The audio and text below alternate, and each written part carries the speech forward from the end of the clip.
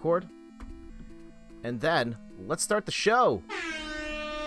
Hey everyone, I'm Jeff from InThirdPerson.com, a personal look at video games, board games, and other nerdy pursuits. Happy Saturday morning if you're watching this live, if you're watching this after the fact on YouTube. Thanks for dropping by. We're playing some Tetris 99 on the Nintendo Switch. Gonna go play some Tetris, hang out with you guys, and get some games and talk about some stuff. Like, for example, I have a feeling the audience that wants to talk about basketball and Tetris 99 is pretty limited. I don't really care right now because we are repping the Toronto Raptors today.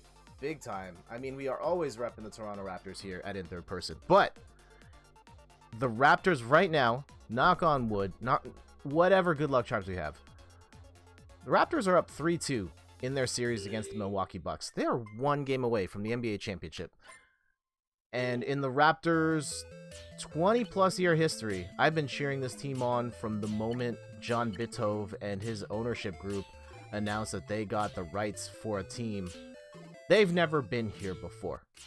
They've never been one game away, and this is as close as we've ever been. And I'm trying really hard to not count my chickens before they hatch. The Raptors still got to win today, and worst case scenario, if they lose, they got to win on Monday. But I'm incredibly excited of the possibilities of going to the NBA Finals, and I'm very proud of the team and what they've been able to achieve this season and what they've been able to achieve in the playoffs. This is not the same. This hasn't been the same Raptors team of the past where you just knew they were going to choke. They were going to find a way to blow it. They didn't have the talent or the mental fortitude to hang in these situations. And this is not that team. I think Kawhi Leonard has proven to be a massive game changer for the team. And not just his own personal talents, but the impact he's having on his teammates and showing composure. And wow, Game 5 just... Even though the Raptors were losing for most of that game, like, Kawhi Leonard just, like, played incredibly well throughout, even though he's also kind of hurt. And we don't know the full extent of how badly he's hurt. The Raptors have been kind of covering it up, but we can see it in his face. He's playing on one leg, and he's still the best player on the court. Still shutting down Kawhi Leonard. Not shutting down Kawhi Leonard, shutting down Giannis Antetokounmpo. And then, yeah, Fred VanVleet getting hot yesterday, on Thursday, hitting 7 3-pointers. My goodness, that stretch in like the third and the fourth where he just could not miss. It was amazing to see. And such a great storyline for Fred, who's played bad arguably the entire year, for him to finally come back into form and play maybe the single greatest game of his life. Just, wow. And so I feel really good. I mean, like, it's very rare that I feel that way about the Toronto Raptors. I'm always clenching, you could say. And no, I think they've won the last 3 games, and the Milwaukee Bucks have not lost 3 games in a row this entire year. And I think the Raptors figured something out. They've figured out the fatal flaw in the Milwaukee Bucks approach to the sport, in that Giannis really likes to go to the rim. If he gets to the rim, he is unstoppable, cannot stop. He's going to score every single time. But if you can keep him away as best you can, and the Raptors have done an incredible job building a wall of defenders around him every time he tries to attack, then there's not much he can do. He's not a very good shooter right now. Maybe he will be someday, but he's not right now, and he's not necessarily the best passer either. And so I don't know how the Bucks counter that. I guess you try and, like, switch defenders, but the Raptors can play around with that as long as Kawhi Leonard's in front. Like, that's kind of a problem. And as long as as long as Giannis doesn't have a jump shot, and as long as, yeah, that's the biggest thing. If he can't shoot, then he's not going to be a threat from farther away, and you can just wall him up. And I don't know if the Bucks can figure that out in 1 game or 2 games. Alright, we're top 50. We've been hit and miss. I have been hit and miss playing this game the last few days. Like, I've gotten some really early exits. On stream, I finished in, like, 98th place, which is horrendous. But, yeah, there have been some games where I've finished, like, in the 80s and stuff, and that's very uncharacteristic of me. I'm usually, like, top 10-ish every time I play, but I feel like the competition's definitely gotten stiffer and continues to get stiffer, especially during Maximus Cup time, I've noticed. But we're not in Maximus Cup right now. We still got the Game Boy theme, though. And so, yeah, so this evening, we've got the whole family coming through to our house to go and watch the game, cheer on the Raptors. And yeah, the last 2 weeks, we've been in my relatives, or my in-laws' place, where they have really terrible internet, and they don't have the channels, they don't have cable to watch the games. And the plan was to be at their place tonight, but I was like, we can't do this again, of scrambling, struggling to get internet going. Like, let's just have everybody here. I'll do the extra legwork to clean the house and get the food. And I invited my parents too, so we can have, like, everybody here. Yeah, so we could be witnessing history one way or the other. Maybe watching the Raptors choke. Good morning, Randy. How are you? We were just talking basketball and how you guys are all coming over tomorrow to watch the game. And I am so excited, but I'm so scared. Well, I don't even know if I'm not as scared as I would have been otherwise. I just don't feel like this team is the same team that has choked for the last 20 plus years. I think this is truly a different group.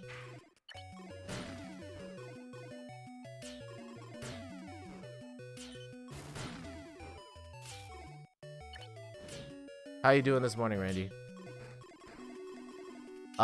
It's today. If I messed up, I apologize. But yeah, the game is tonight, 8:30 p.m. Eastern. I have to talk to Mom. I think you guys are... Our doors will be open around 7 for food. For dinner and then pregame.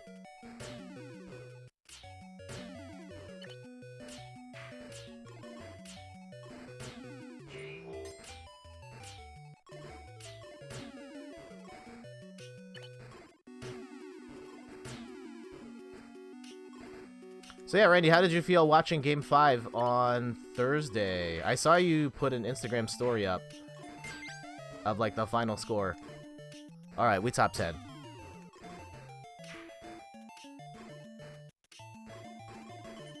Ah, okay. That's not the best drop, but we can fix that.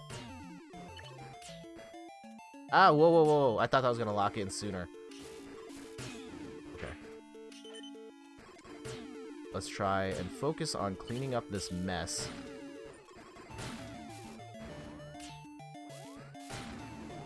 Uh-oh, this might collapse on me faster than I would hope.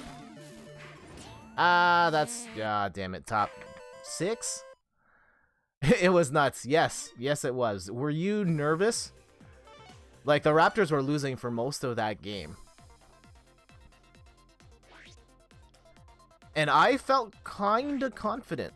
I felt like after the Raptors took the big punch at the beginning, we're down like 15, 16 points. And then they started to settle down. And I was just like, you just need to hang around. Just need to hang around. And I think if we can get to the 4th quarter and it's kind of close, Kawhi Leonard's going to figure it out. And he did.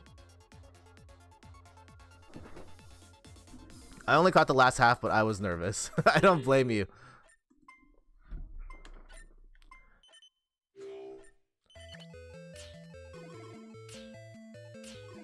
And yeah, we gotta cherish this, Randy. Appreciate this moment. Like, the Raptors have never been here, and I always say this, when we were young and I saw the Blue Jays win back-to-back World Series titles, I thought, man, we're gonna be winning all the time.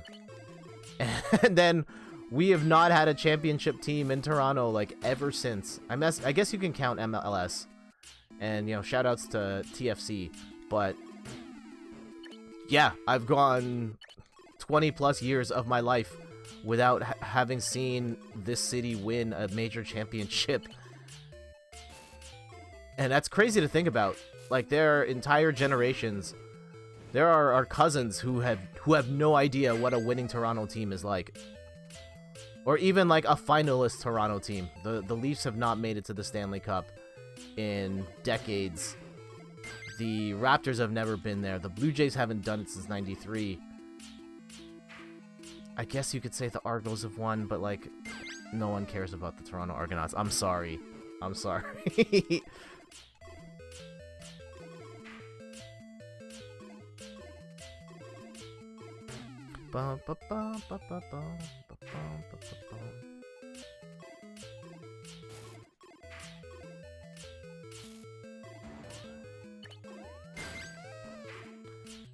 Yeah, it was interesting. Like, I remember I started watching the Blue Jays. I think, yeah, that was the first time I got really into sports, and was in the late 80s, early 90s. We just moved. I was in kindergarten when I started to get into sports. And part of it was, and I don't exactly remember which came first, but part of my morning routine as a kid was I would wake up, and before going to school, I would watch TSN Sports Desk. And I don't even remember being into all of the sports at the time. And I don't even know how that happened, because I remember when growing up, when we lived in the apartment, I was watching cartoons. And at a certain point, I made the switch of like, I need to watch sports highlights. Even though the only sport I was kind of into at the time was baseball. But yeah, I was watching hockey highlights and whatever sports they were covering at the time, the NBA. This is even before I even followed basketball. I'd be seeing the NBA highlights. I was really there. And then at a certain point, it was the Blue Jays. And the Blue Jays were very good at the time. They were not World Series good, but they were very good. I think it was probably the influence of, yeah, the Blue Jays being really good, and my uncles who lived with us were really into baseball at the time. And then in the housing complex we lived in, we used to play baseball in the park at the back, it was, our backyard was facing a park, and the kids would play baseball there, and I would be playing with them. But yeah, like 6, 7 years old, I was watching sports highlights as part of my morning routine. And I don't really know where I was going with that story. Of just, I guess maybe just like being into sports for a long time and not seeing a winner here. Jeez.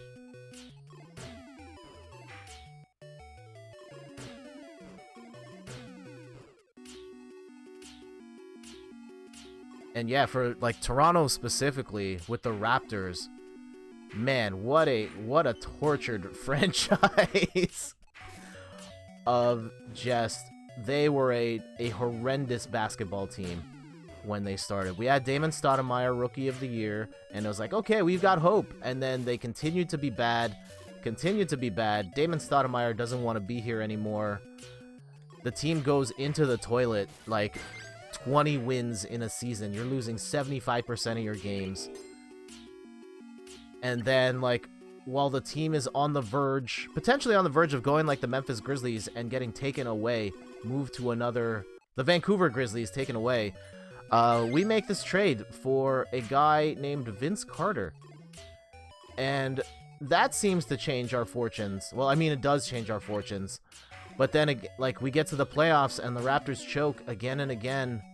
The first year, I think, I can't remember exactly what happened. I think we got swept, or we got wrecked in the first year. Second year, we beat the Knicks, and Vince Carter misses the shot against Philly, which has tortured the Raptors for decades. And then after that, like, the Raptors lose in the playoffs because our point guard, Chris Childs, didn't realize how much time was on the clock, and he threw up a last-second... He threw up a Hail Mary when he didn't have to. Ended the season, just like that, because of one boneheaded play. And then it just hasn't been the same. Like, I've watched the Raptors lose to the Nets multiple times, Chris Bosh era. the We the North era, getting swept by the lower-seeded Washington Wizards, watching LeBron James destroy the entire city, LeBronto, all that, jeez. And now here we are. It's still not too late for the House of Cards to completely fall apart, but we have gone farther than before, and that is something. That is something. I'm truly hopeful that they can close it out tonight.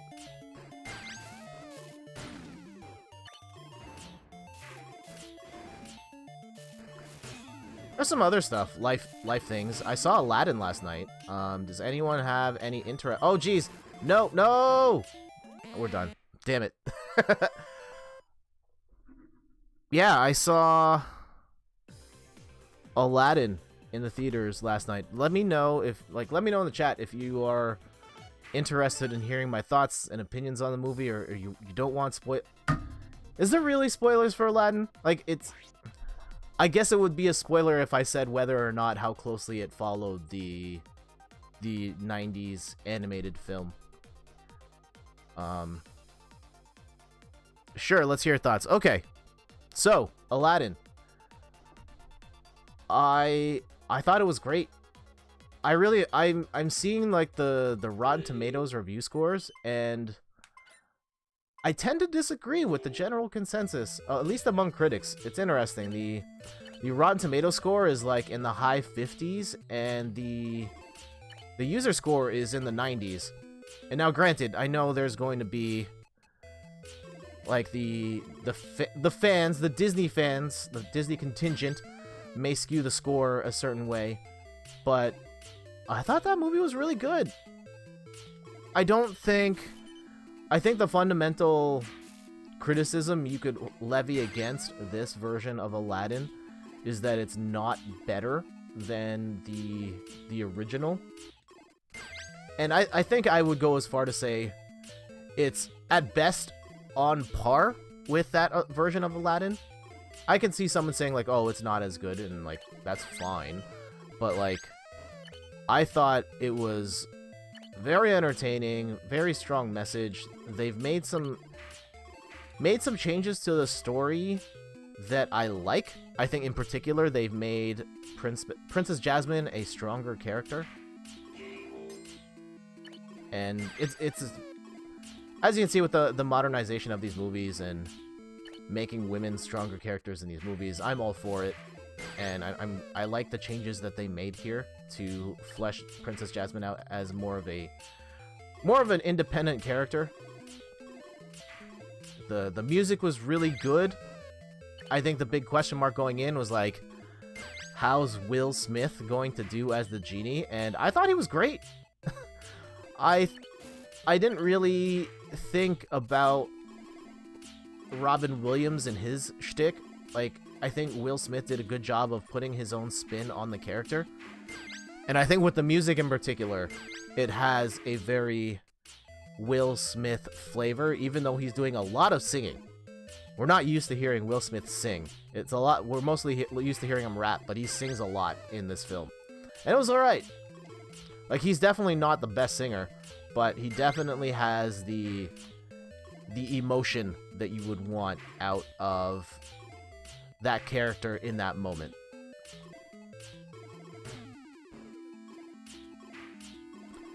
And so yeah, I enjoyed his performance in that. I thought, hey, Anjum, good morning. How are you, man? You're talking about live action Aladdin. Yeah, we are. I saw it last night. Do you have any interest in seeing Aladdin?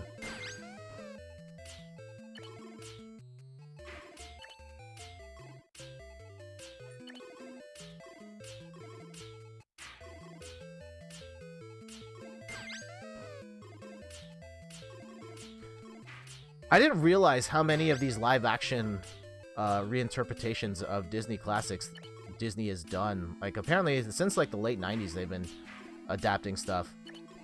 I've only really seen Aladdin, and no, I like the old one. Okay. I think that's fair. The old one is... The original Aladdin cartoon is my favorite Disney movie of all time. And I think it is fair to say that this new one is not better than that. I think at best it's like around the same level, but I think it's a great movie, the new live action one. I came out of that theater really happy with what I saw. Jafar as a character, that guy was great. His motivations were very clear, and the way he carried himself was awesome.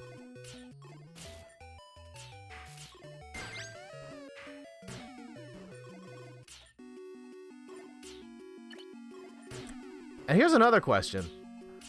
What are your thoughts on, like, remaking movies? I think we've seen that as a trend in film the last decade or so, maybe more, of just Hollywood remaking these movies for modern times, whether it's, hey, we know this idea was big, let's go crank out more money, or maybe the technology is such that we can put a new spin or new perspective. Maybe there's new ideas that have come forward, new special effects to make the movie a little more realistic, compelling. Remake can be good if done by the right people. Fair. I'm trying to think of, like, remakes that I liked and didn't like. RoboCop stands out in my head. I thought it was okay. I think it is not as bad as people have made it out to be, but I also didn't necessarily think it was necessary. That said, like, RoboCop in the 80s is a crazy hardcore movie. There is so much coarse language. There's nudity in that movie, which I don't remember. Like, I remember my parents showing me that movie when I was like 3 years old. And I understand that the idea of what content is acceptable for kids back in the day was different than it is now. But, like, that movie had a ton of swearing. It was rated R. The main character, like, body parts get blown off at the beginning of the movie. But they made children's action figures for that movie. So I wouldn't entirely blame my parents on that. Like, the entire culture around what was kid-friendly was different at the time. But yeah, that RoboCop movie was, didn't necessarily need to happen. I'd buy that for $1, yeah. If you see the new RoboCop for $1, I mean, it's probably on Netflix or something, but I'd say it is a decent movie for $1. Oh, man. Other ones that stand out on the top of my head, It. I actually liked It, the new one. I vividly remember hating the old, like, Stephen King, the TV adaptation. I thought it was super boring when I watched it years after the fact in high school, and I hated it. And the new It I thought was alright. I had fun watching that one. Not new RoboCop, but old. Okay, yeah, old RoboCop is still an awesome movie. And there's a lot more stuff going on in that movie in terms of, like, its message than people take beyond just, like, we made a guy a robot, and he shoots a guy in the crotch.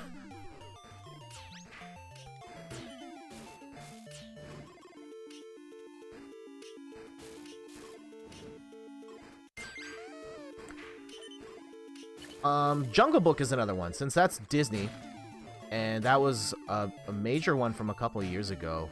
And, like, I admit, like, I don't have any real affinity towards the original Jungle Book. That came out before my time. But watching that, like, CG / live action mix of Jungle Book, oh geez, we're gonna get pieced out here, damn it. We were top 5.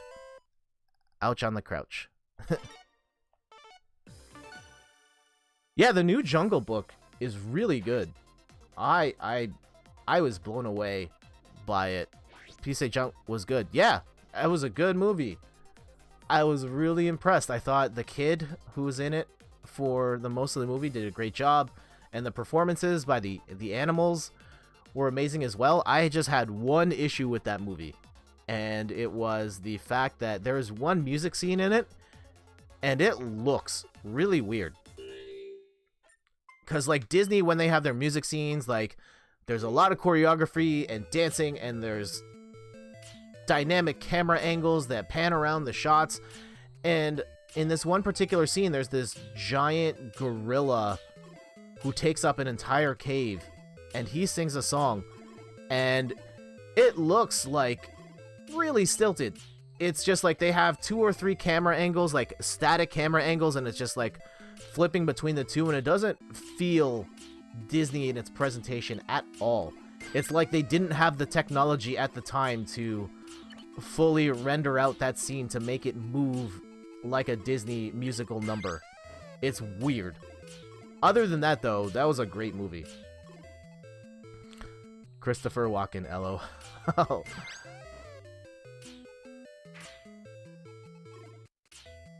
So yeah, Angela, it's the long weekend for you right now, right? Up here in Canada, we had our long weekend last weekend.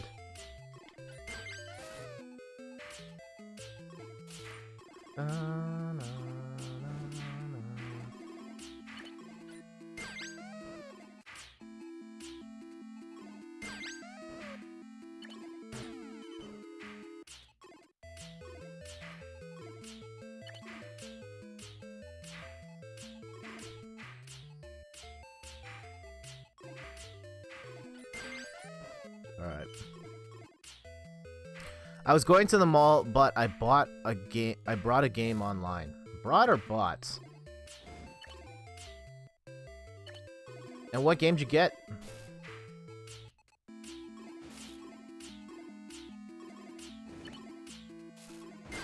Yeah, I've been thinking about picking up some stuff. I'm going on a trip soon to London and Paris, and I want to get some fresh material for my Nintendo Switch. I'm not sure what to get just yet. I'm kind of hoping for like a last-minute sale to pick up something. I'm thinking on my short list is Dead Cells. I've gotten into roguelikes because of 20XX and Into the Breach. And Dead Cells is one of the most... It was a Game of the Year contender last year. Game of the Year for some people.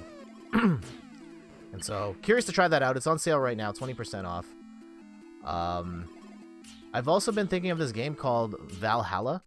I'm disappointed in Steam didn't have a spring sale. I got Neo Geo 25th anniversary on PC. Ah, cool. Yeah, Neo Geo, man. That was... They had some bangers. End of the day, I enjoyed me some Metal Slug.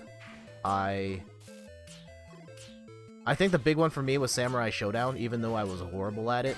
But I'm looking forward to playing the new Samurai Showdown. And that's out next month, actually. Jeez.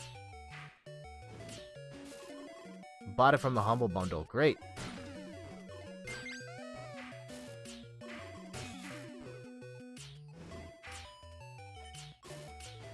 Yeah, I haven't really bought stuff from Humble Bundles before because most of the time that's PC-centric. And I don't play PC at all, so...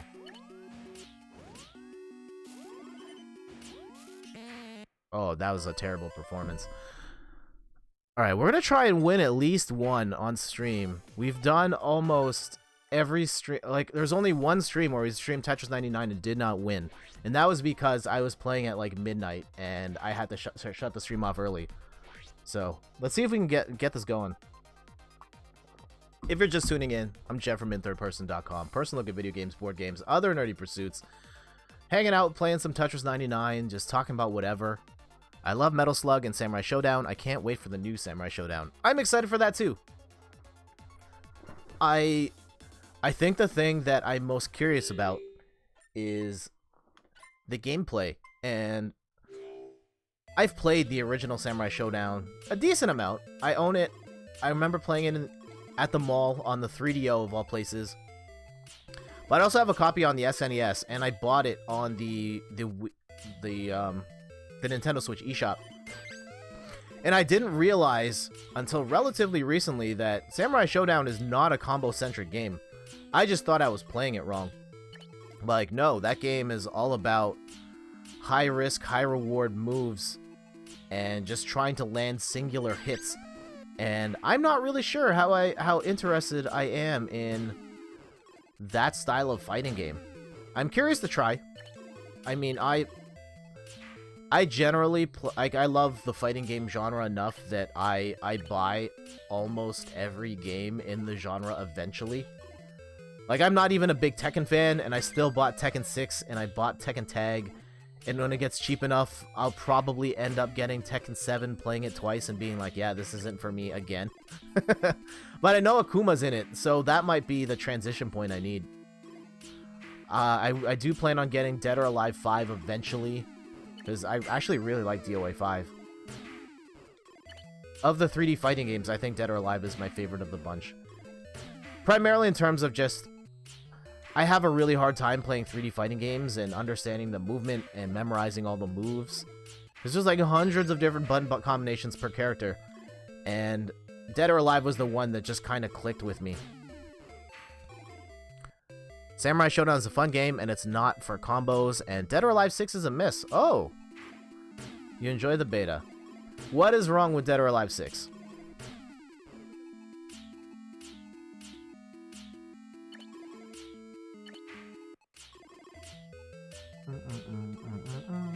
Oh, geez, that was a terrible drop.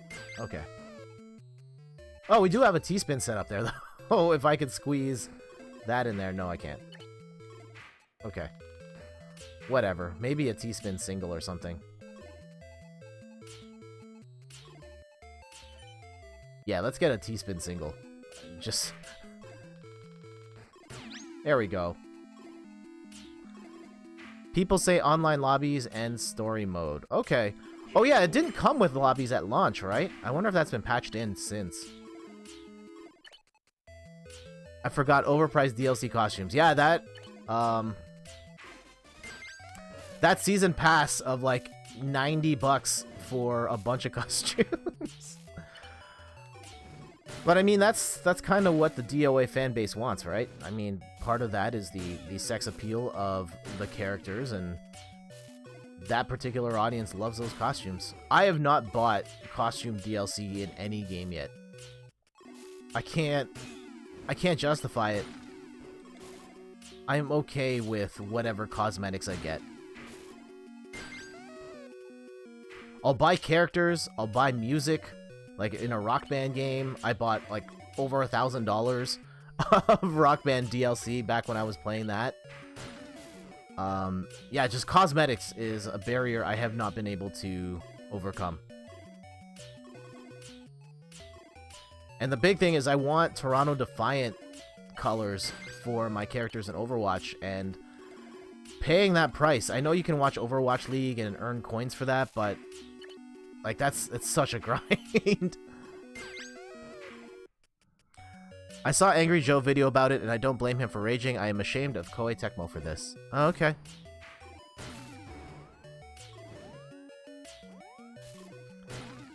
I've only watched a little bit of Angry Joe, but he is the main guy behind the Street Fighter Miniatures board game, which I backed that on Kickstarter. It is one of two things I've ever backed on Kickstarter, and I'm looking forward to having that game. Randy, when that game comes out, when I get it, we should try and set up a stream. I have no idea the logistics for setting up a stream to stream that game, but we should do it. The miniatures in that game look crazy good. And I hope the game is fun, too. I still love the idea. Sure, I'm down. Awesome. I love the idea of translating that fighting game experience into a tabletop game. And Yomi did it really well. Oh, jeez.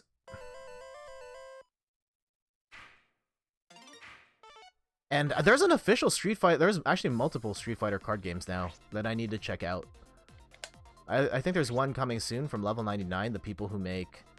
oh, what is that game?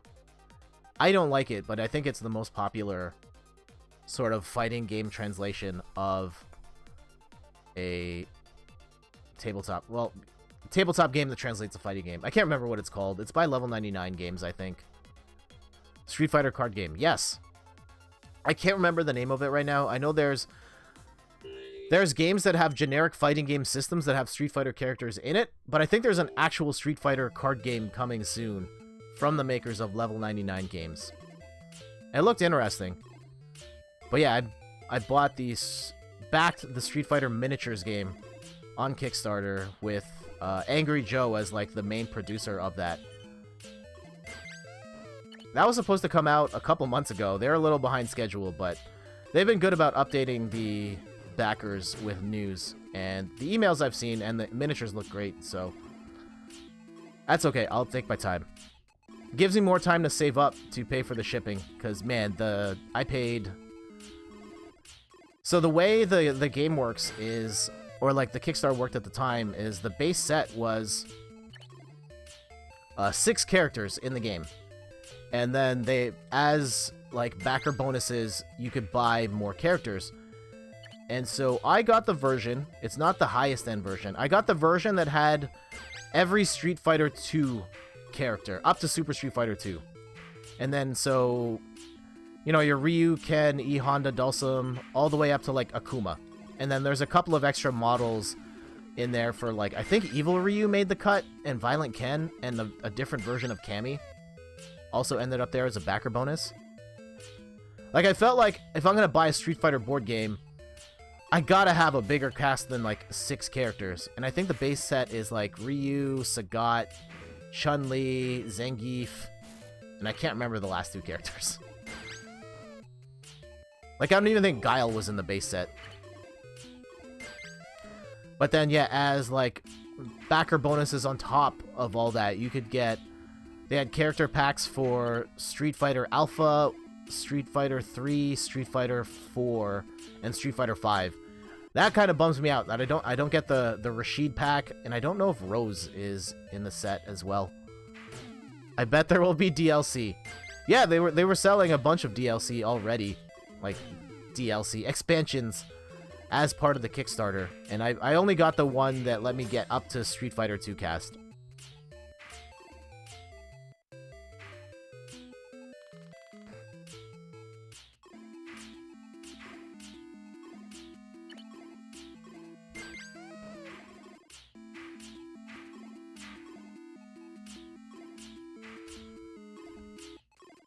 Very curious. Of late, we've been seeing a lot of news about loot boxes, and in particular, the government starting to step in and trying to put in legislation against loot boxes.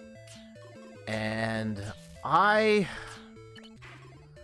don't want to sound anti-consumer here, but I feel like I have a different stance than the general gaming. Oh, speaking of Street Fighter, I'm thinking about getting Street Fighter 5.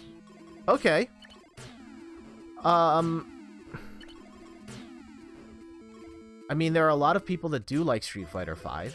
At this point, if you're gonna get it, you're probably getting like Arcade Edition, which comes with extra characters, a lot of modes. They fixed a lot of stuff that was wrong with that game at launch, and they've really rounded out the package to make it a more complete game. That said, I stopped playing Street Fighter 5 just because it was not what I wanted out of the Street Fighter game. I got really frustrated with it, even though I was. What are you saying about loot boxes? I don't think loot boxes are inherently bad. I think the way that certain developers have used loot boxes are really gross and scummy and exploitative, but I do not think the core mechanism of loot boxes themselves are inherently bad. Like, I don't necessarily want to see loot boxes disappear entirely. I just want to see loot boxes be reworked in a way that they are not as exploitative as they can be. Like, I've seen, like, a lot of anti-loot box, anti-DLC, which I've also not fully understood. I think there's a difference between, like, there's that one Microsoft Capcom game where they literally cut the ending out of the game and then sold it as DLC after. Like, yeah, that's disgusting. Don't do that. But as a means of adding more content to a game that you love, I have no problem with that. Why would you not want more stuff for the games that you like? And I guess there's the whole, like, back in the day, we used to give you everything. And, like, that's all per... I think it's all perspective on, like, what is acceptable in a $60 package. Like, I think if the game feels like they gave you $60 worth of stuff out of the box and then they give you stuff on top of that, great. If it feels like they gave you less than $60 of stuff and then they sold you stuff, that's where the problem is. And I don't necessarily feel like all games are like that, where you feel like you're getting ripped off in that way. Mass Effect did that for the ending. Well, so, okay. There was stuff after. I didn't buy any DLC for Mass Effect, but yes, they did have some stuff after, but I don't think that was, like, really the ending.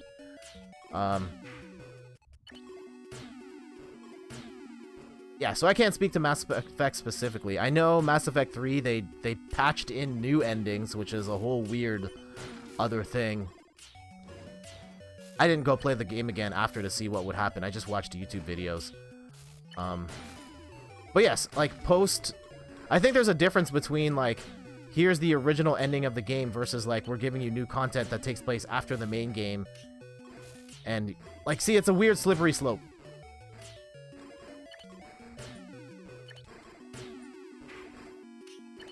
And I think, like, a lot of it is just, like, when you publish... I think it's just a lot of it is marketing of how why people get mad about DLC and it being cut out of the main game. Like, if I had the Spider-Man DLC, like, for example, the Spider-Man DLC, the Black Cat stuff or whatever, if I waited till, like, a couple months after launch and then said, hey, we got this Black Cat DLC, people would be like, yeah, that's great.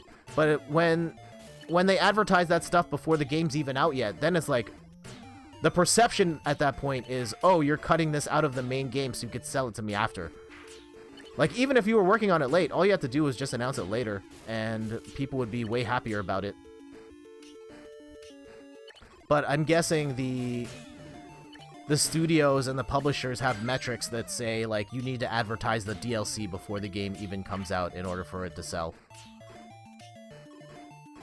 But, yeah, the byproduct of that is people getting mad at DLC as a whole and having this perception that we're cutting it out of the main game to sell to you later.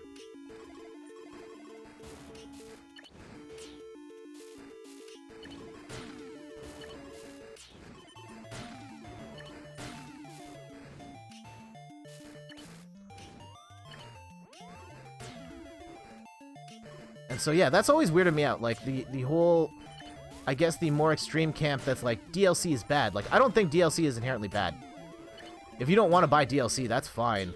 But I don't think the idea of wanting to add more content to a game that you like is inherently problematic. And we're probably going to lose here. Top 2. I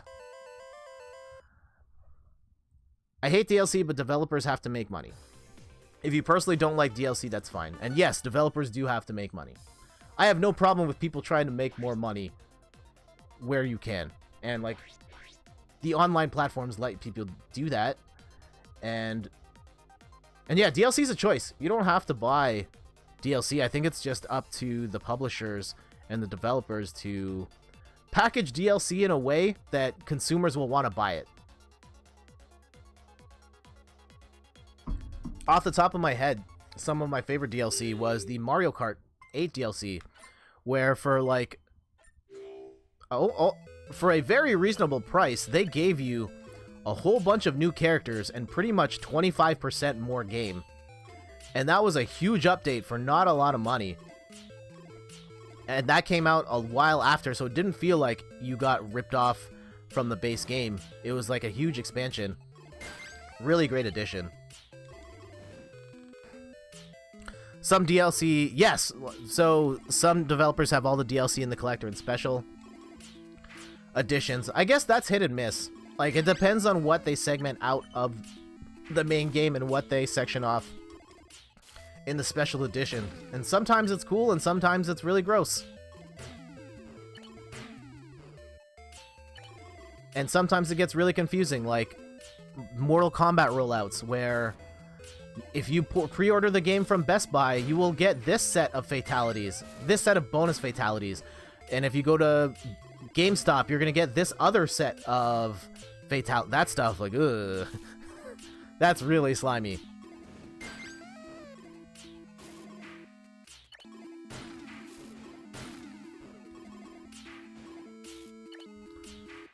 It is weird. I think there's also, like,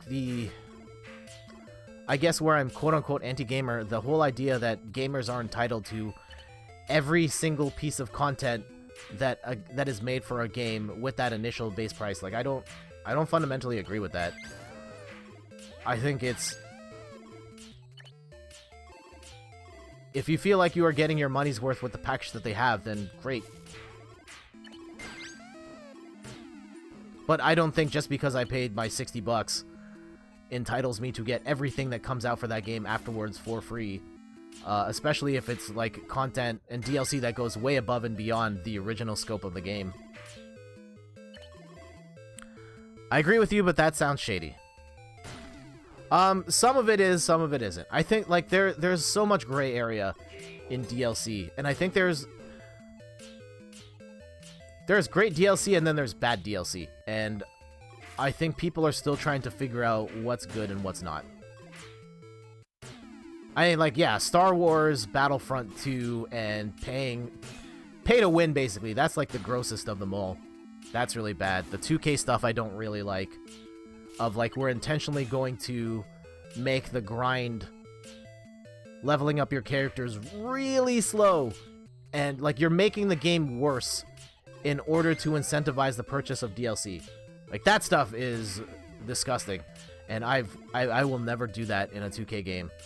And I'll play them, and I'll enjoy them, but if my character just sucks forever, then, like, I just stop playing.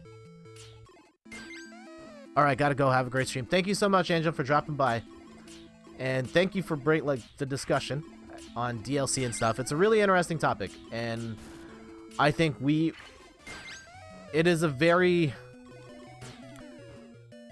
I don't know. I can't close out that thought. There will be a lot more to talk about as time passes with DLC, and I'm curious to see where it goes. Thanks for dropping by. Take care. And enjoy the new games.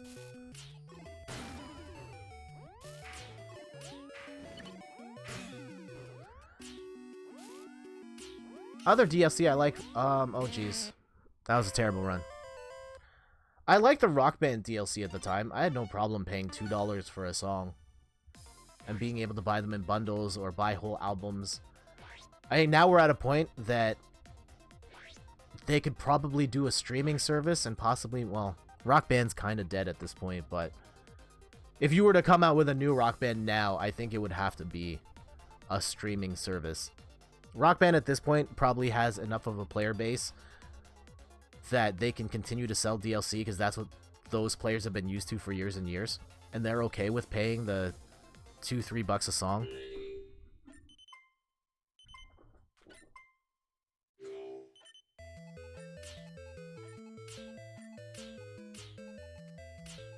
But yeah, Randy, if you're still here, what are your thoughts on DLC?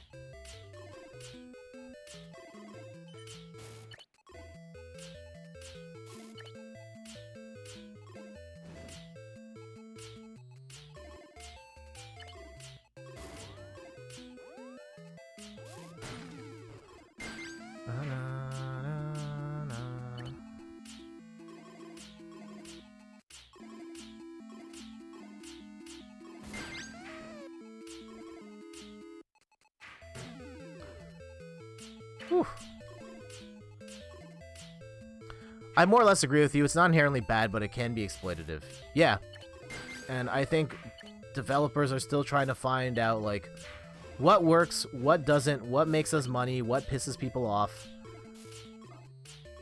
And I'm very curious to see, like, the practice that bothers me is... one of the practices that bothers me is, like, advertising story DLC before the game even comes out. And there's gotta be metrics that say, if you don't advertise this DLC and put it out right after the game comes out, people are just not gonna buy the DLC. Otherwise, they wouldn't do it, as gross as it looks. the numbers must suggest that this is what people actually want.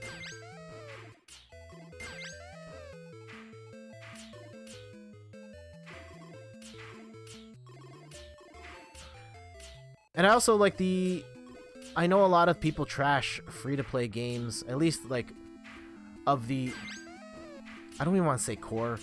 Like, the traditional game community. But, like, there's a reason why those games are played so much by so many more people than who play, like, traditional games.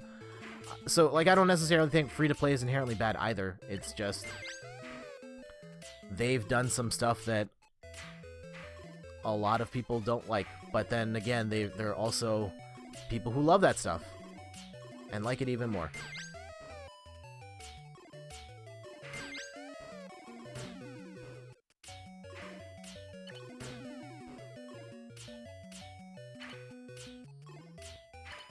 I think the gambling elements and the nickel and diming, like, we will see where it goes, but oh, I think it keeps happening in free-to-play games because people like it and they make a ton of money from it because that's what people want. And I think the argument is, like, do they like it because they like those types of games and those mechanisms, or do they like it because they are exploiting psychological tricks that we have learned from gambling and things like that?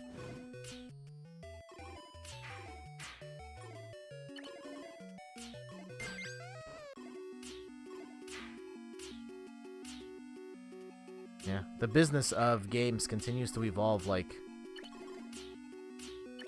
once upon a time, the only way to play games is to go to the arcade and drop a quarter into a machine, and those games were inherently designed to suck as many quarters out of you as they could.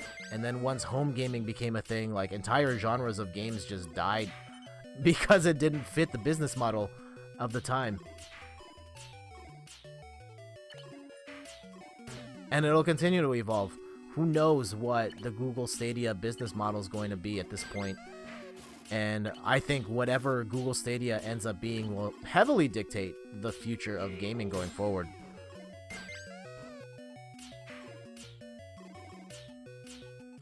And Microsoft and Sony recently pairing up together for cloud-based gaming solutions. I think they both realize that if they're not on top of whatever Google is trying to do on the cloud gaming side, they're screwed.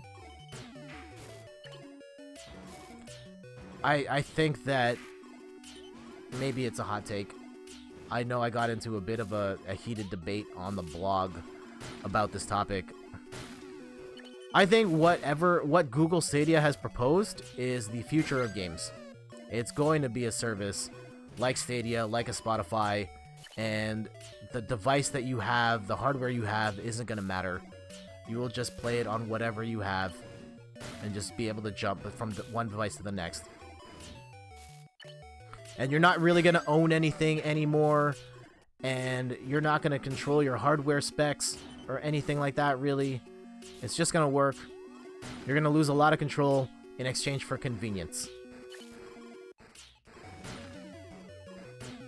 And so, for some people, that sounds great, and for some people, that is their worst nightmare.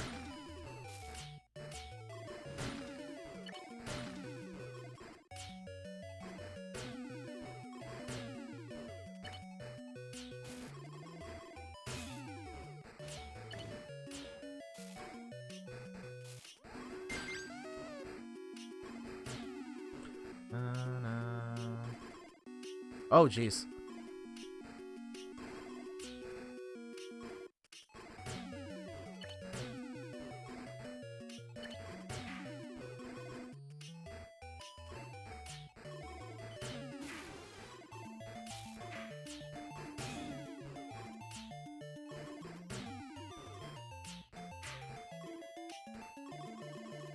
Ah, okay.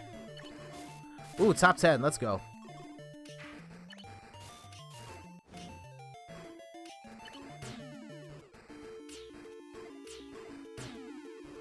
So yeah, Randy, now you've put in more time into Team Sonic Racing. Are you still enjoying it?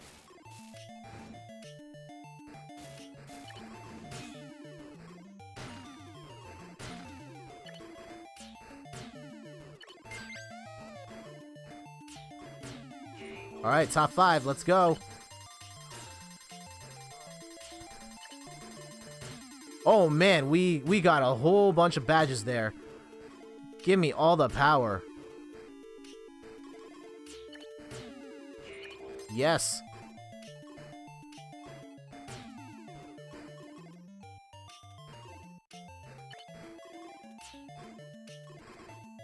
Not liking this configuration right now. I'm gonna need 2 straight lines to really make this work. Okay, there we go. Fixed.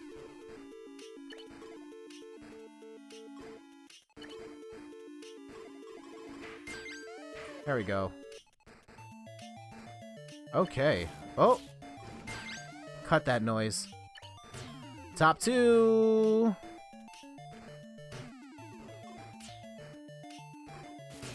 Okay, can we just keep the heat off of us? See, this is the challenge with having the blocks too low, is that I don't really have enough height to attack, and not enough to, like, close this down. So you gotta have at least some blocks floating in there. You want to stack so that you can hit, like, keep throwing junk blocks over. They are hanging on for dear life, though. Kudos to them. But yeah, my inability to throw the knockout punch right now could be an issue in a sec. Because they are hanging on. Woo! Uh-oh. Here comes the onslaught. Uh-oh. Uh-oh. Okay. Let's hang on. Cool out. Cool out.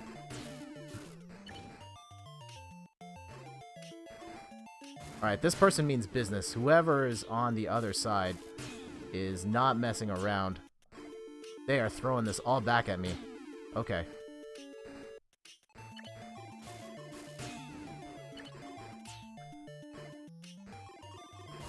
Uh-oh. Uh-oh. Uh-oh. Okay. I really gotta get that straight light down the hole.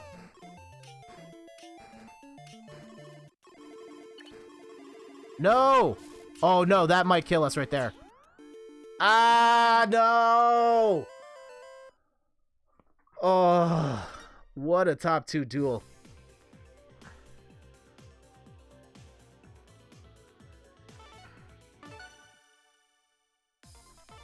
Yeah, you're right, Randy. I should have rotated the other way. I'm still enjoying it. The single player has varied race types like the last game, and the team mechanics are fresh. It's hard to get past the performance issues, though. That's too bad. And rotate the other way. I should have. Yeah, Sonic Team Racing, or Team Sonic Racing, still on sale, I believe, on Amazon. Considering it. But yeah, I know if I get it on PS4, like, I'm not going to play it. That's the problem. I still have Mortal Kombat, which I barely played.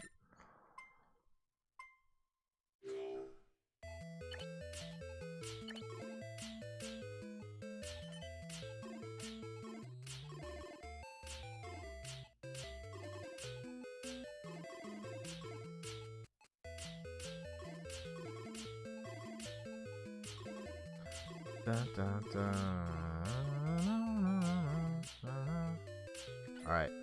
Run it.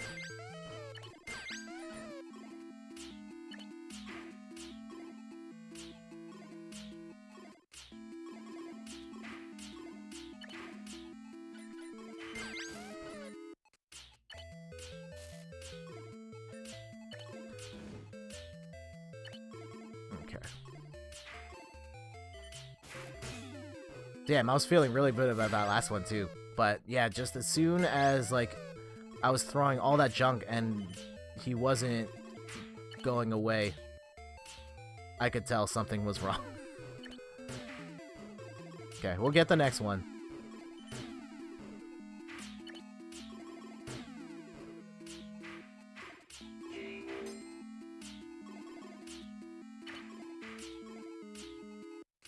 Boom, boom, boom, boom, boom, boom.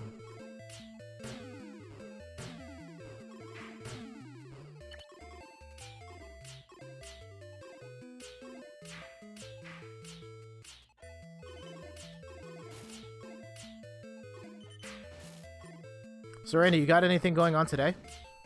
Oh wait, yeah, it's the basketball games tonight. Jeez, I've totally like spaced out. That's tonight, but anything going on during the day? For me, Steph and I are just gonna prepare for the party tonight. We gotta clean up the house, get food ready.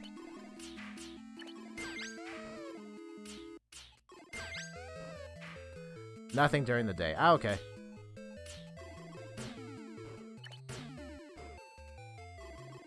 Playing some Overwatch right now. Ah, okay. Oh yeah, the anniversary event's on right now, right? Yeah, I should jump in there to at least get the open those anniversary loot boxes. Yeah, okay. Maybe later today. Probably not on stream though. I'll hop in and check that stuff out.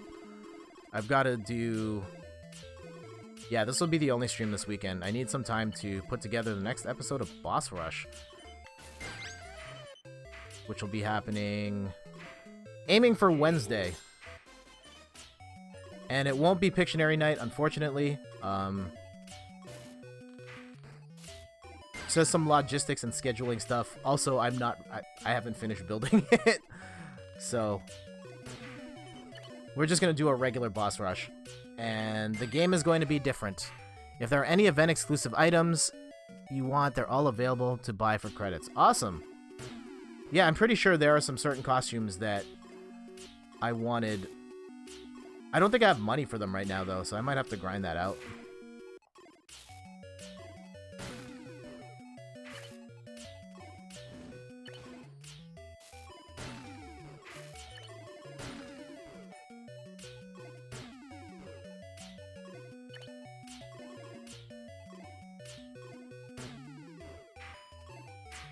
Uh-oh.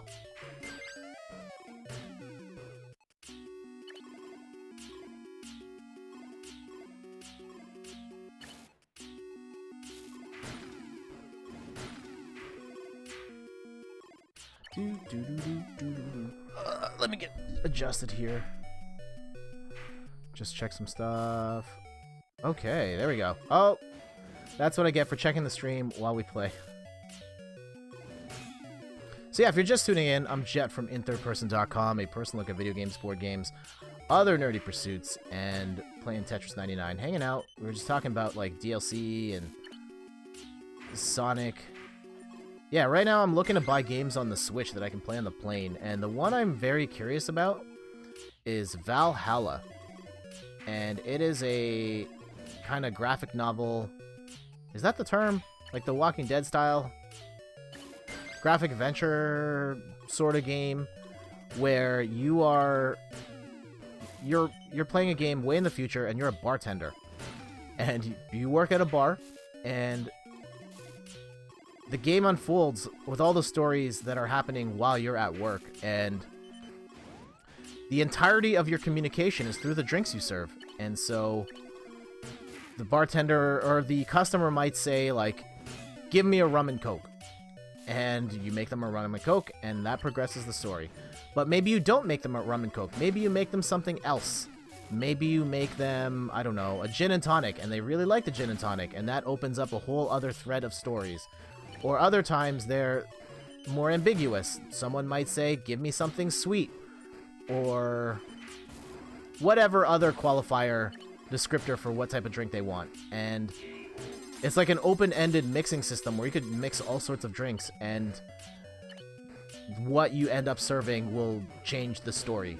And I think that's just a really neat way of telling a story that I want to try out. I think it's like $20 Canadian, so it's not that big of a investment either way.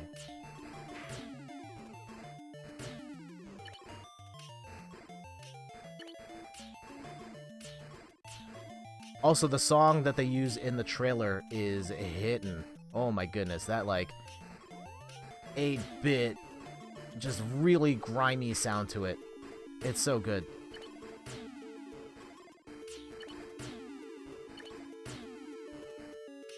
So yeah, I think that one's definitely one I'm going to pick up before we go. Ooh, okay. Let's hang on. Can we get this W? Send me your power. Where's Frisco when I need him? With those emojis. Ah! Uh-oh. Oh, no. Oh, no. Oh, no. Uh-oh. Oh, I burned that too early. Oh, no. We are getting attacked at the wrong time. And we're probably going to lose right here. Ah! Come on. We're so close. Top 3.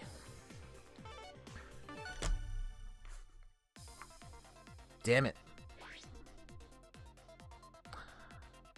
We're gonna get there, guys. We're gonna get there.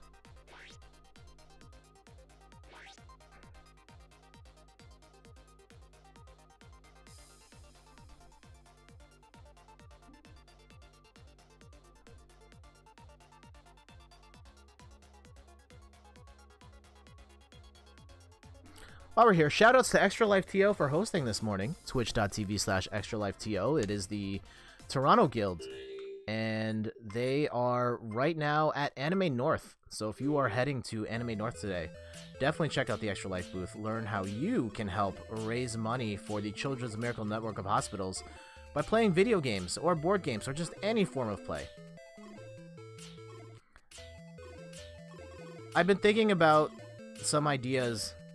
I think we talked about this last time on stream of, hey, Player Pixel, welcome back. How have you been? Good to see you again. Hope the Tetris 99 grind is treating you well. I haven't won today. We've been top 5 and top 2 a bunch of times this stream. Haven't gotten the W just yet. We just finished 3rd. I don't know if you saw that. A little salty about that, but I'll try and get us a W before we get out of here.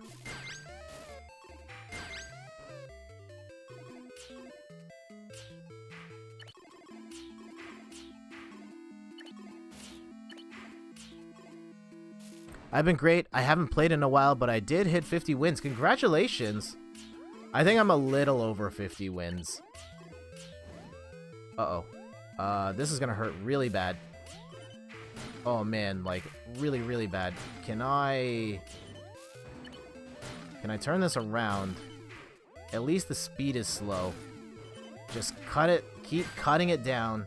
There we go.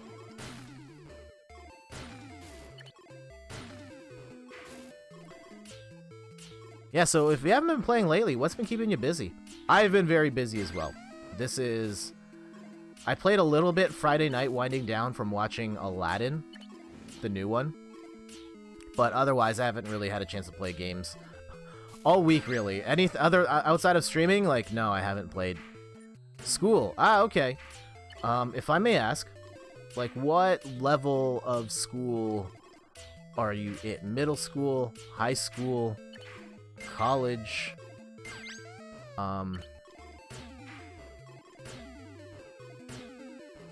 If you don't feel comfortable answering that, high school. Okay. Cool. And you are close to exams at this point now too, right? Like a month or so? I don't know what part of the world you're in. You don't have to answer that either. But yeah, school is very important.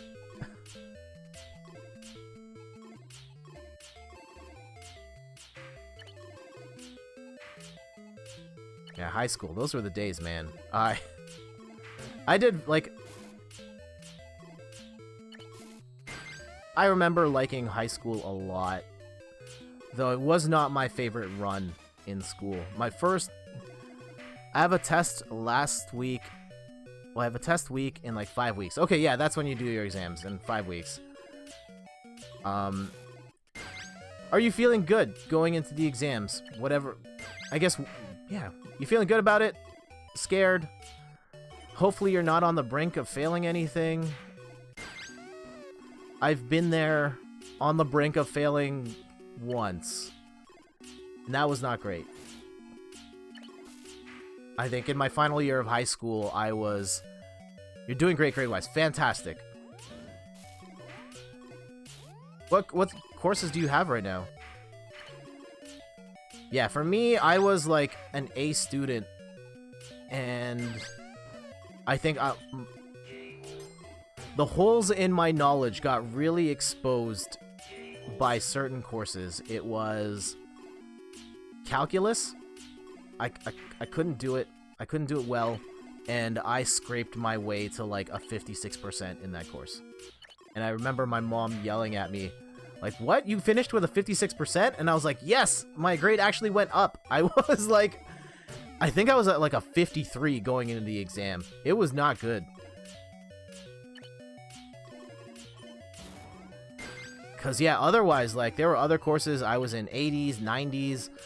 I finished at least one course with a 99% and other courses in the high 90s. But just, like, calculus was my Achilles heel. And then chemistry was another one I wasn't good at. I finished, like, mid-60s.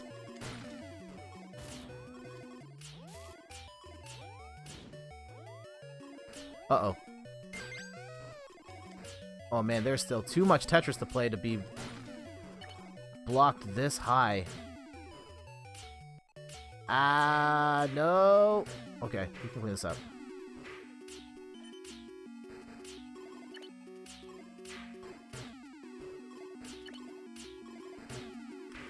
There we go. Oh. There.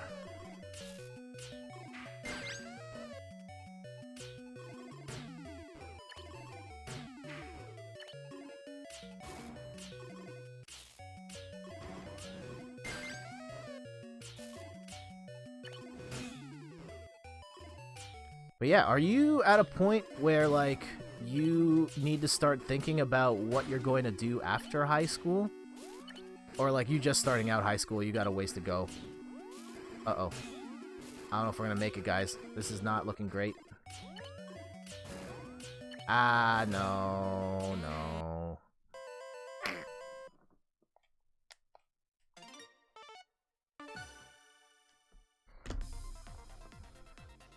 I went through a huge existential crisis as I was in the process of finishing up my final year of high school.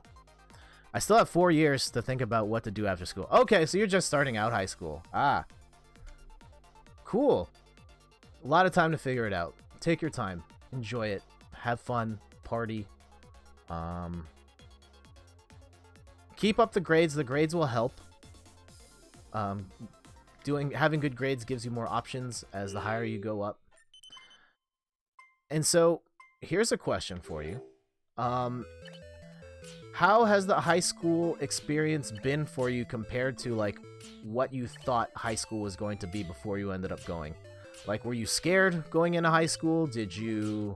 Were you excited? Has it been cooler than you thought? More disappointing? I remember being very scared going into high school. Like, that air of, like, when you hear the word high, like, oh man, it's like all the way up here. I was in middle school and now it's going to be like a whole other level of stuff. But it ended up not being that big of a transition for me. I went to middle school and it's been what I thought it would be. Okay, that's fair.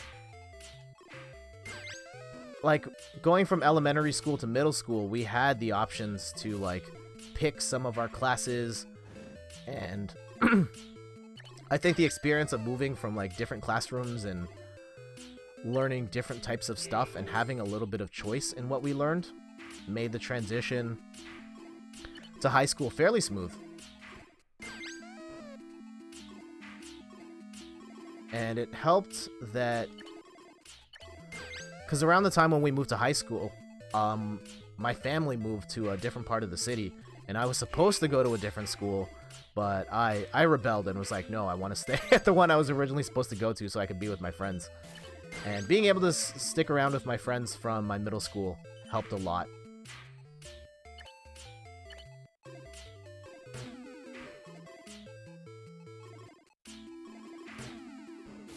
But I do vividly remember my first year of high school.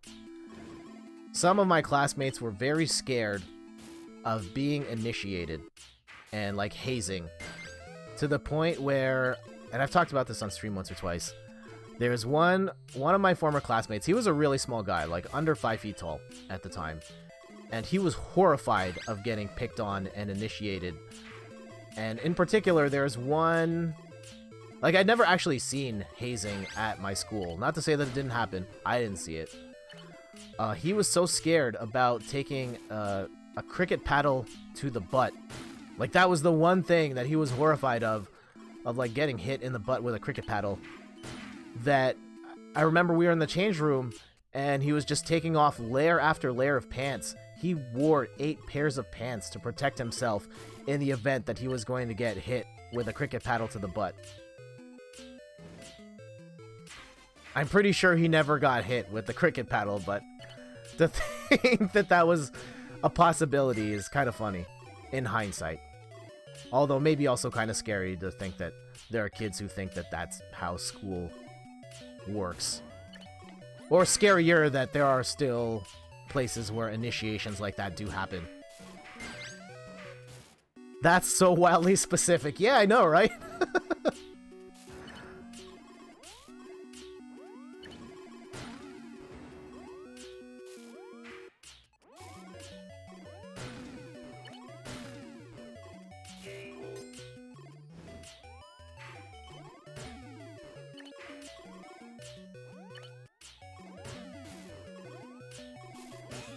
Oh man, this is...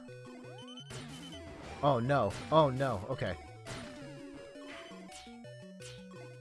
I am not liking our position right now. Like, I'm hanging on, but... I think the through line to get through this is... Oh, we're like almost there. Almost there.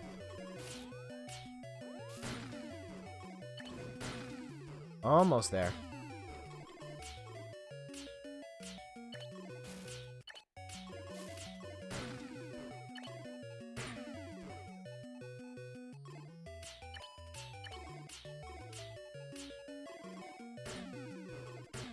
What else do I remember about those early days of high? I met some of my best friends now I met in grade 9. Like my first year of high school.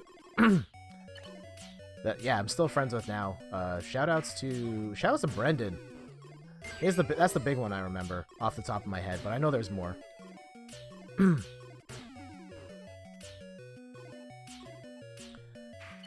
I remember almost chopping my finger off in my first year of high school. I took a shop class, like a woodworking class, and my very first time with the bandsaw was a very eventful experience, and the teacher yelled at me, and I didn't want to do woodworking ever again.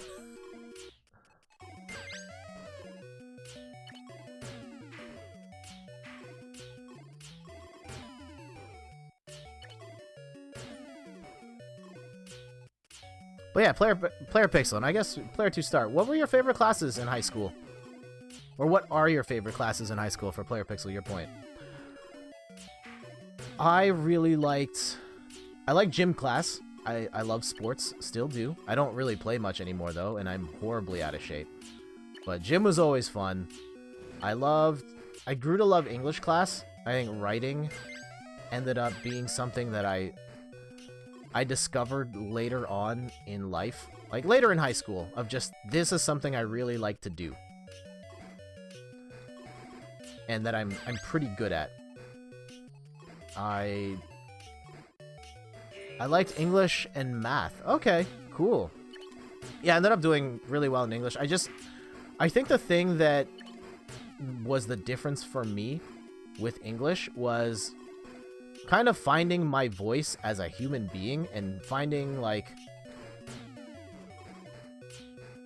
my voice in terms of like being able to express myself through my words was really the big thing. And not just like I'm writing an essay on this book that I don't really care about, but finding the ability to communicate my thoughts and feelings on personal stuff in a way that like read well and that other people would want to read was really it for me. And that's kind of carried on, and I still write on my video game blog every day. And I still do it because it's something I enjoy. Math. I liked math until it got hard. Like, by the time I got to the end of high school, and there's just certain concepts of math, like certain disciplines of math that I just did not get. Like calculus and curves and stuff, like I just don't understand. Finite was okay, like learning about odds and stuff, I did well in that one. French I didn't like at all. I bailed out on French class as soon as we could. In my country, I'm in Canada, you have to take French classes up until grade 9. And yeah, by the time I got to grade 9, and I was just like, yep, I'm done with this. I'm moving on.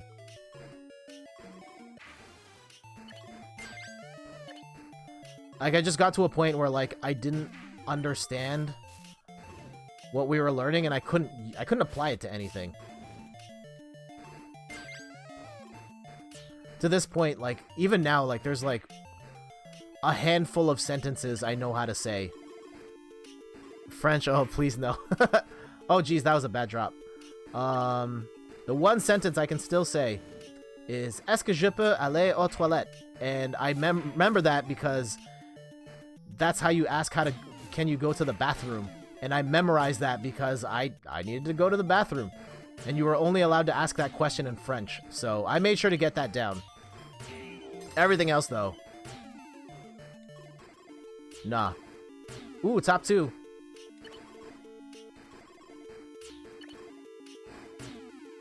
Can we finally close this out?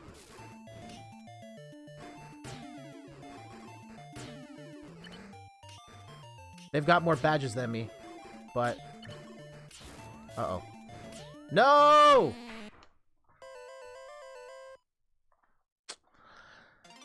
He hit me with the KO punch just before I could hit him.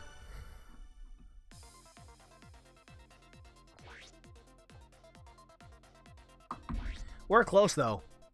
We've been close for, like, the last few games. Uh-oh. And I think one of the other, like, je ne parle pas français. Nice. Another class that I think really shaped me as a person was drama class. And taking, like, I had no ambitions of being an actor or anything, but I remember in middle school, my homeroom teacher said, like, yeah, take drama classes if you're shy and you want to feel like it helps you better communicate with other people and be better at public speaking, and I think just being more comfortable with talking to other people, really. And so I took drama classes throughout high school. I started taking them in middle school, actually.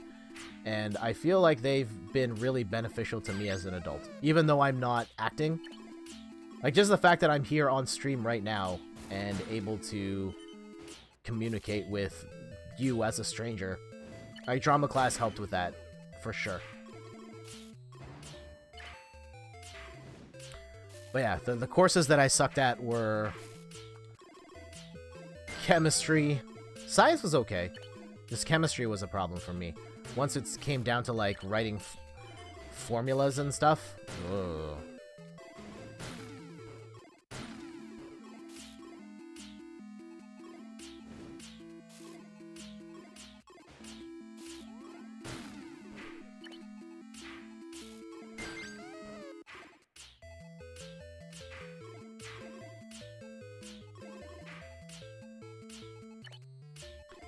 Other things I remember, I also remember at the time, like, in middle school, they very much told you, like, don't go to the mall during your lunch break. You're not allowed to go to the mall. You will get suspended if you get caught. And, like, it didn't really matter because, like, the mall was super far away from the school. But when we went to high school, the mall was a 15-minute walk. You could presumably go to the mall, buy lunch, eat for a couple of minutes, and then walk back to school, no problem. And I was really excited going to high school of just having that freedom, because they didn't care if you went to the mall or not. And I would go to the mall all the time with my classmates. We legit have a mall 5-minute walk away. Awesome. And so, yeah, we would go to the mall all the time at lunch. All the kids were there, especially during Tuesdays when Kentucky Fried Chicken would have that Toonie Tuesday deal. Like, $2 for like a 2-piece and fries meal, which they don't really have anymore. They have a Tuesday special, but it's not $2.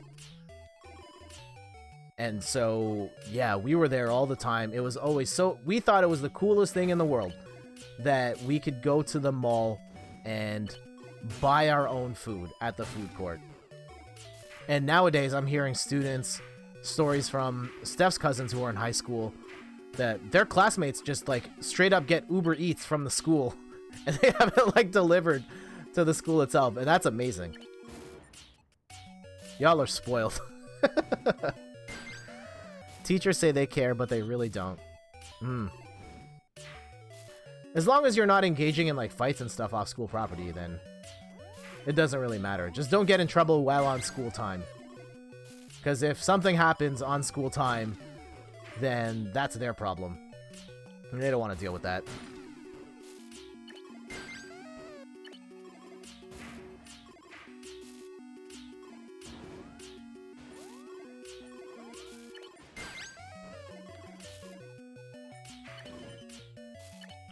What's, like, one thing that stands out to you about high school versus the school you came from before? Like, the big difference.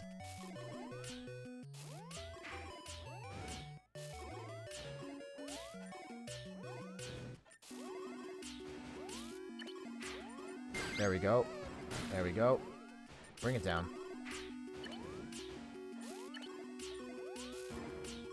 Oh man, we've got this giant highway here, and we are going to keep bombing.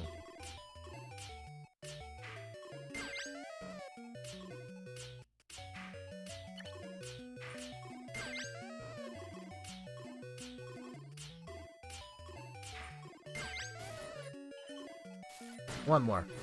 Alright. And now someone's gonna send us a whole bunch of stuff back. I'm surprised we did not knock anybody out with that flurry. Jeez.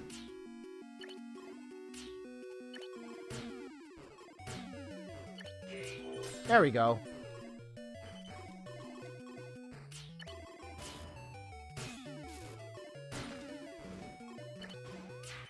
And yeah, Randy, for you, what was the thing that surprised you, like, going into high school? Or, like, the thing that surprised you about high school that you didn't think would, or didn't account for when you were going in?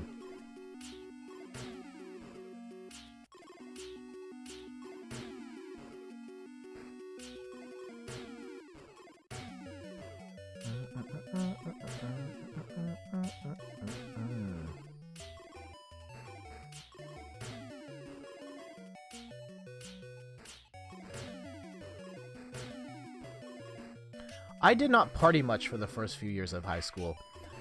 Or, like, hang out with friends. Hang out with friends outside of school wasn't really... It was something I used to do in, like, middle school, but we... Oh, here we go. I don't think I have a good answer for that, really. Okay. No worries. Grade 9 and part of grade 10 were weird transition points because I used to hang out with my friends a lot in middle school, like, outside of school, during, like, elementary and middle school, but then we moved, and so I was far away from all my friends, and so I didn't really see them much after school or in the summer of those first few years. But once people started driving, that changed it. That was a game changer. As soon as one of my friends got a car, then we were, like, out all the time. And I remember it was Derek that first got a car out of the bunch, and so he was, like, our go-to guy, driving us everywhere. That definitely changed party life, for sure. Alright, top 5.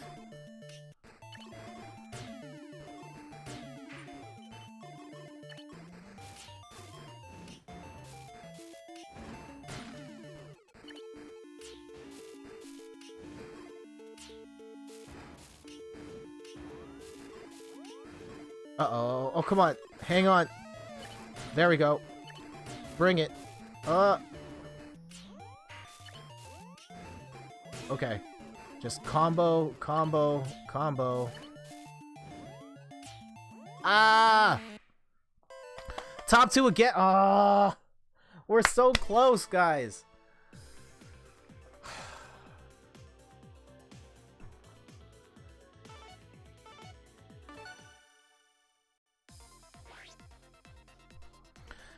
Maybe the mindset it gives. Before it was get the best grades, now a bit more nice. I got a C. Okay.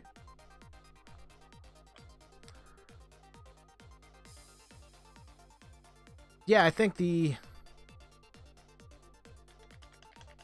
yeah, I don't know, like my grades, my expectations for my grades did not change until like the very end of high school. I was doing really well up until the last year of high school. And yeah, certain classes I just could not gel with at all. So for me, it was always like, it's gotta be an A. And if it's not an A, then I'm disappointed. But yeah, that final year was really tough. And I did get some C's and D's.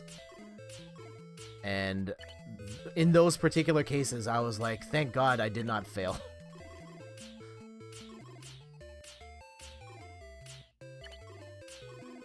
After that, though, like, when I went to college, I was, like, A's and B's all the time. So college was different. I don't know what your plans are for post-secondary, like, after high school. That was my favorite time in school. The first time I went to college was a lot of fun. At that point, you're older, you got a car, everyone's, like, mature and more mature, and, like, I guess because I went to college, like community college instead of university, I was in the same classes with the same handful of people.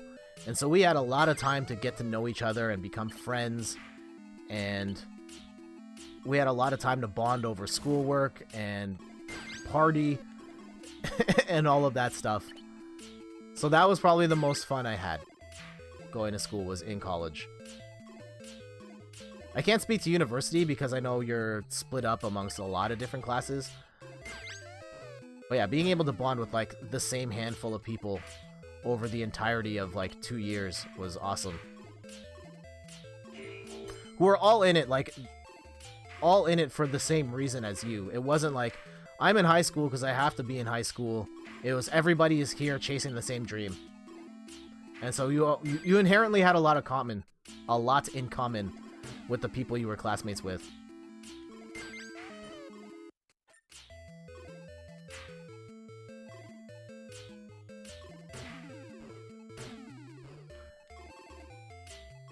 Do you have anything exciting planned for the summer vacation?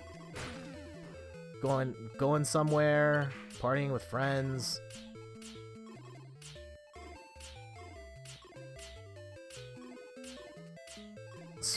Sports to play in the sun, whatever it might be, let me know.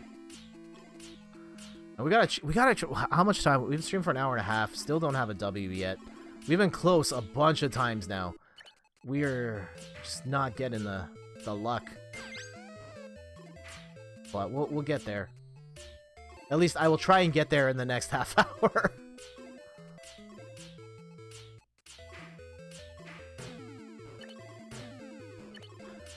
Do.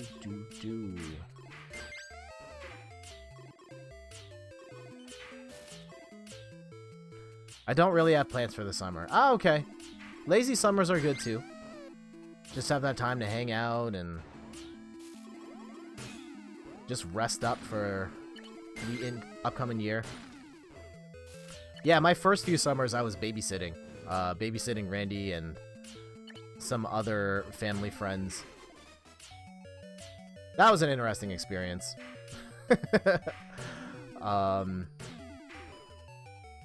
Definitely learned a lot about taking care of kids. And I think getting my hand slammed in the door and my finger broken, that was an experience.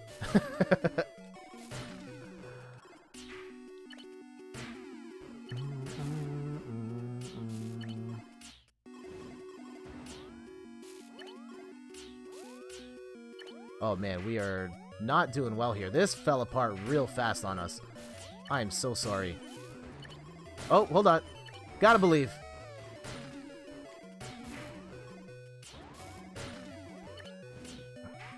Wow, the attack is very strong right now. And we're gonna lose right here.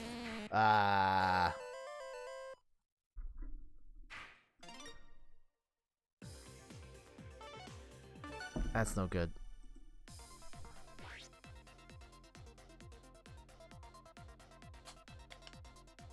F. Yep.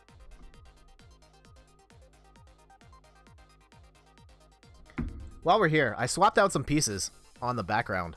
So as you can see on this side, we've got a picture of Mega Man up on the wall. There it is. I've got also, that comic book is Saga issue 1. It's a reprint of Saga number 1. But Saga is quite possibly my single favorite comic book series. And I had to get it on the wall eventually. We're going to try and swap stuff out once a week. And so today's the day. And then the album behind me, directly above my head, it's getting washed out from the light, but it's Revolver by the Beatles. It is my second favorite Beatles album of all time. And that is my father-in-law's copy. No, I think it's Steph's copy of Revolver. It's one of the... It was a new printing, so I'm going to guess it was Steph's. Hey, Hannibal! How's it going? I'm doing alright, man. We're just playing some Tetris. We haven't won yet. We got second place, top 5 a lot, though. It's getting really annoying. But I feel like we're going to get there eventually. How about you, man? How you been? I saw you. I know we talked for a little bit on the Double Jump stream yesterday. Shoutouts to Chris and Rachel over at Double Jump. Dun, dun, dun, dun. Me and some friends are playing Minecraft again. Ooh. Nice Game Boy theme. Thank you. Minecraft is very much a generational game. I think I missed the Minecraft era. I have never played Minecraft. Admittedly, I have no interest in that, but I know they're... Like, especially with... I guess you're in high school, like... Assuming, like, that game was right in your pocket of... You were the target audience for that game when it blew up. And that's fantastic that you've got that. I think Minecraft is going to go down in history as one of those most influential games of all time. Like, for me, it was Super Mario Bros. But Minecraft is going to be that... Minecraft is one of those games. When your generation is where I am now, you're going to say, this is the game that put me on video games. I've never played Minecraft 2. Yeah. See, Hannibal, I think we're old farts. We missed that generation.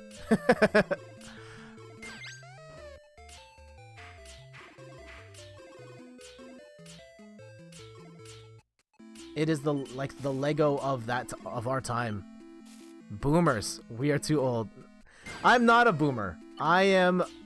Technically I am a millennial. I am a really old millennial, but I am a millennial. I've also seen the term Zennial for me in my age bracket. Like, kind of straddling the line between Gen X and Gen Y. You're a millennial too, yeah. I get the Sense Player Pixel without asking for your age. You're probably like Gen Z. And that's okay. I mean, you're going to be the ones who... Born in 87. Okay, I'm a little older than you, Hannibal. We're going to leave it at that.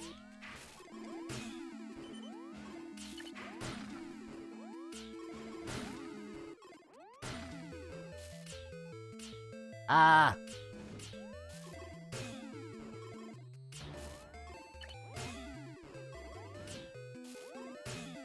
But yeah, the 80s, what a time. Things were definitely different in the 80s. I'm not necessarily better. Like, in hindsight, I think one of the things that 80s babies misremember, and because it was such an important part of the era, was the cartoons from the 80s. Because, like, cartoons were such a big deal in the 80s. And, like, we had all these franchises like your He-Mans and the Ninja Turtles, Ghostbusters. And if you go back and watch a lot of that stuff now, like, I grew up with it. I had the toys, and it was such a big part of my life, those shows at the time. And if you watch a lot of that stuff now, it's awful. It is not held up at all. I was born in the 80s. I like the music. 80s music is great. There is some great 80s music from the time. Those cartoons, though, are really bad, and there are reasons for why those cartoons have not aged as well as, I'd say, like, 90s cartoons. Your Simpsons and a lot of the stuff that came out in the 90s is held up way better than the stuff from the 80s. In the 80s, cartoons very much became a marketing tool for toys, and it was like a lot of advertising agencies making cartoons with their primary function of selling toys versus actually trying to entertain the kids with anything like of substance. So like the cartoons of the 90s and the 2000s, I think in the grand scheme of things are better than the cartoons of the 80s. And I know my fellow 80s babies are not going to agree with me on this one, but I kid you not, like, you watch the Ninja Turtles from the 80s, that show is horrendous now. And that was my favorite show. And that's probably peak Ninja Turtles era right there. And, like, in hindsight, that show is rough.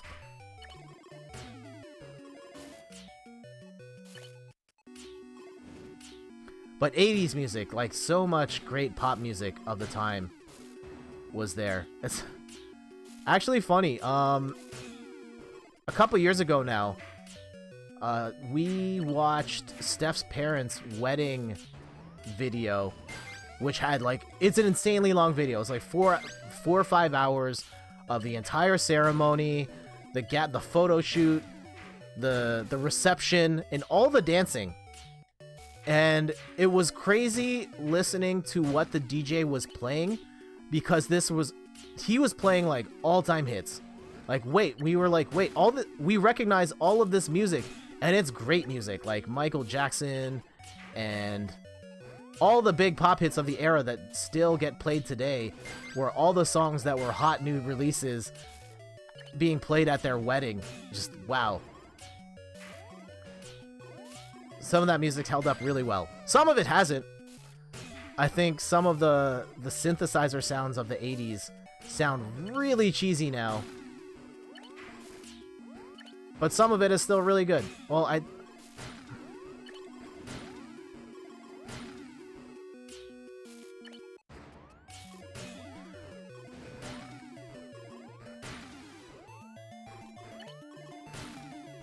I see your message, Hannibal. I will read it in a sec. We're like top 10, and it's getting a little heated here. And we haven't won yet. You might be the good luck charm I need. Send me your power. All the power. Although we're not getting some good drops here in terms of piece loadout. Come on. Just stave off elimination as long as we can. Oh, no. No! No! This is not...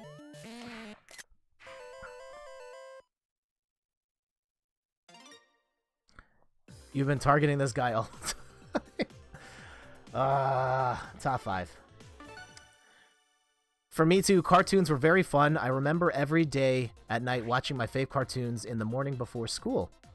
You've been targeting the same guy the whole time. I wasn't even paying attention to who I was targeting. What were some of your favorite cartoons, Hannibal? And Player Pixel, what were some of your favorite cartoons? I know we're different eras here, but that's okay. I love The Simpsons. I love the Ninja Turtles. Ghostbusters.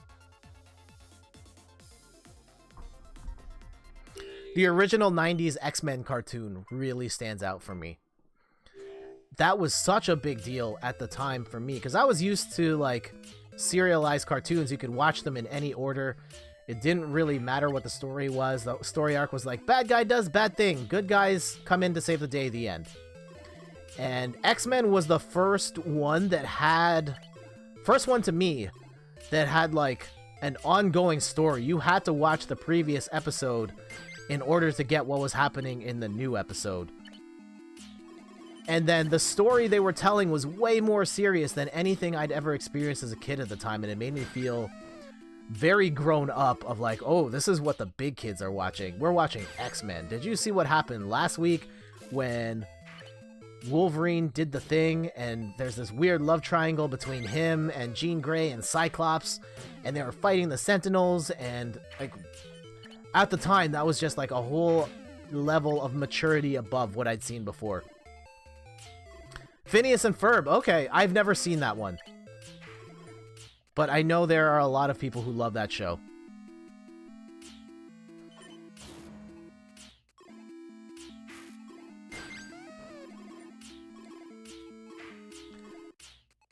The Simpsons, I think the first 10 years of The Simpsons were amazing.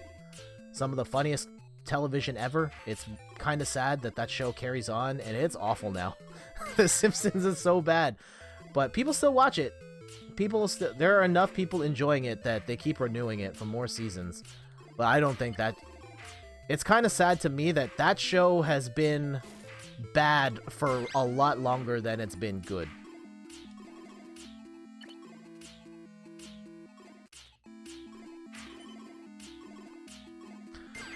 I liked the Ghostbusters growing up. That was probably one of the first serious cartoons I liked. I liked the 60s Spider-Man. That was one that I watched on reruns a lot, like before we moved to my hometown, current hometown. The Flintstones I used to watch a lot. Do they even still show the Flintstones on TV regularly? I don't even know. Like, the Flintstones was decades old by the time I was watching it, but it was on regularly on kids' channels. I'm gonna guess it's not. Like, there's so much good kids' cartoons now that you kind of don't need it anymore. That's kind of weird thinking about the Flintstones and that most kids probably only know them as vitamins.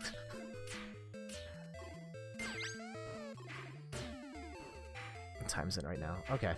We'll stream a couple more games. I'm scared that we're not going to get the W in time. I've got to wrap this up soon. TMNT Mazinger Z? I don't know what that is. Flintstones. Warner Brothers. Batman was fantastic. Batman the Animated Series.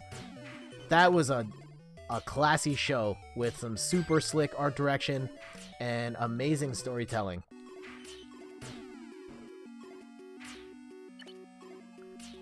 Another one I loved. I love Dragon Ball. Dragon Ball Z in particular. Like, when they started showing anime here in the... I guess Sailor Moon was the first anime I know that got played in Canada. But that was like more of a girl show, so I didn't really follow it. But when Dragon Ball came out here, dude. Dragon Ball Z, oh, great times. Yeah, you know, like, again, like that long-form storytelling and just the crazy, out-of-this-world superhero-type stuff they were doing was nothing like I'd ever seen before. And yeah, there were certain episodes where they spent the entire time just staring at each other, of just, like, panting heavily while they charged up for their next fireball. But, man... Nothing like it at the time. But the drama and, like, I still vividly remember those story arcs with, like, Goku and Raditz came to the planet and then Goku dies and he comes back to life and doing the training thing and then Vegeta's there now and... Oh, man, that was just... Oh, so much good stuff. I see so many easy T-spins. Yeah, well, I don't really T-spin still. I haven't really been concentrating on it. I've been trying to do more T-spins.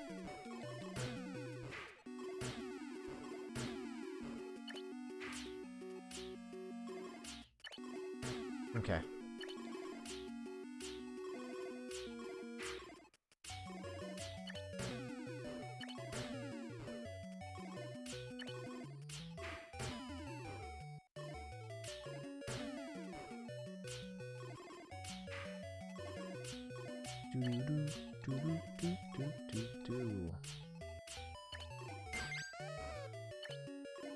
What are their cartoons at the time?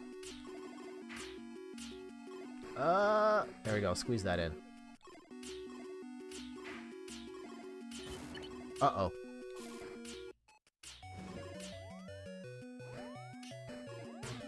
Okay.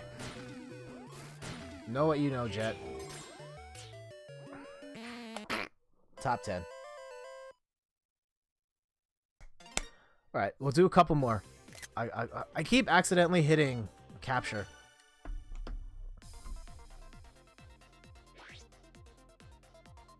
Hannibal, what do you got going on this weekend? Delted.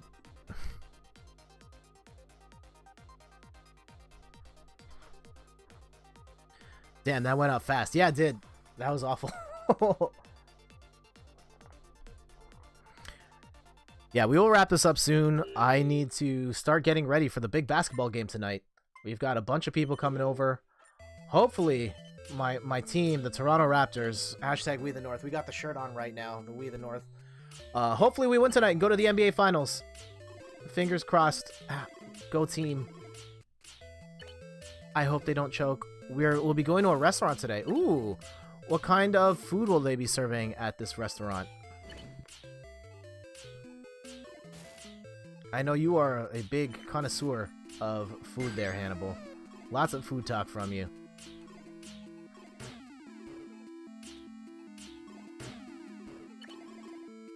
Italian. Ooh, delicious. I love Italian. I think in my tier list, if we were to do a tier list of international foods, Italian's gonna be up there for me. We should do that. Okay.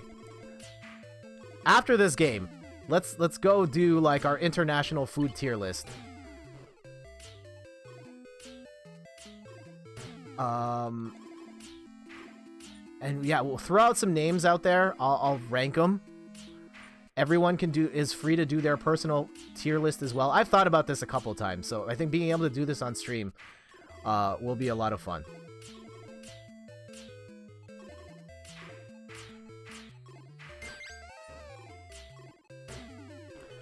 Now I'm thinking, like, I don't even want to play Tetris anymore. Let's rank these.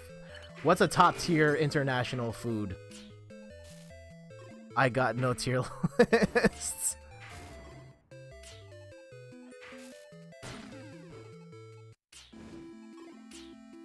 I'm not sure if my... what I can do... I might have to turn off the captions for that. That might be unfortunate. But if we count pizza, then Italian is up there. I think you do count pizza as Italian. I don't know if it actually originates from Italy, but I think you just consider it as such. What would you count as, like, American food? I mean, like, I guess that, like... I don't even know how you classify that.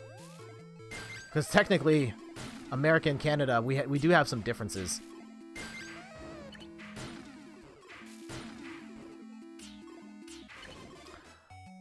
But yeah, throw out some suggestions in the chat of like different categories of food. I think like Mexican food, Italian food, Indian food, Japanese food, Thai. I should be writing these down.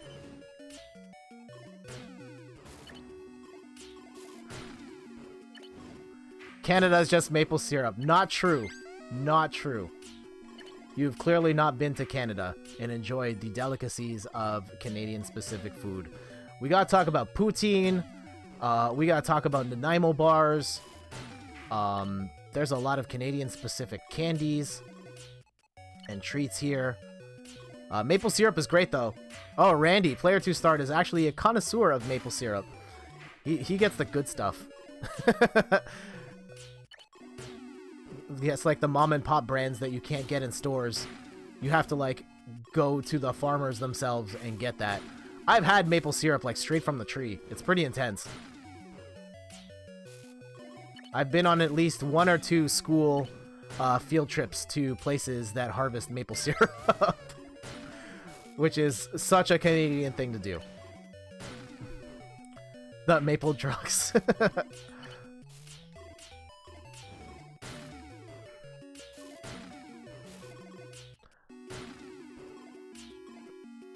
Ketchup chips, yes, ketchup chips. Every time I talk to someone internationally, and they're like, what? Ketchup chips? That sounds disgusting. Like, no, guys, I'm telling you. Ketchup chips are so amazingly good. I don't really taste like ketchup or have, like, the wetness of ketchup, but, like, the ketchup powder is top-tier chips. Chip flavors is going to be a different tier list for another day. Oh no, we might not win here.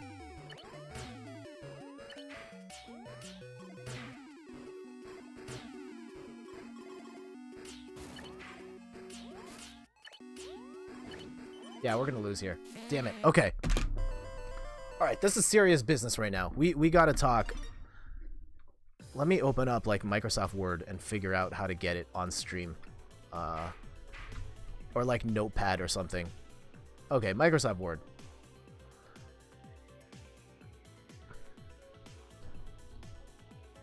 This is serious business. Can we do it on this camera? And we'll put it on the side here. Okay. So give me a second. We will... yes. Damn it. Okay, so here's Microsoft Word. Oh, I wish I had a 2-monitor setup. I don't have that right now, so...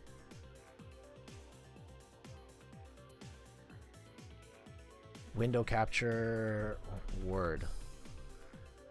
Okay, next time we stream Tetris 99, if you guys are all here next week, we'll do like the potato chip tier list. But today is going to be...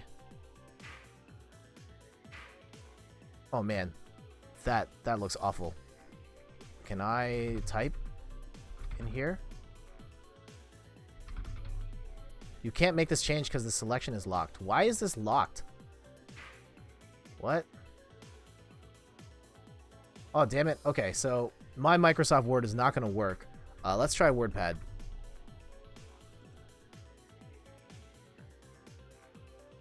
I didn't even know WordPad was a thing until I got this computer. Like the ghetto Microsoft Word for poor people like me. All right. Let's crop this.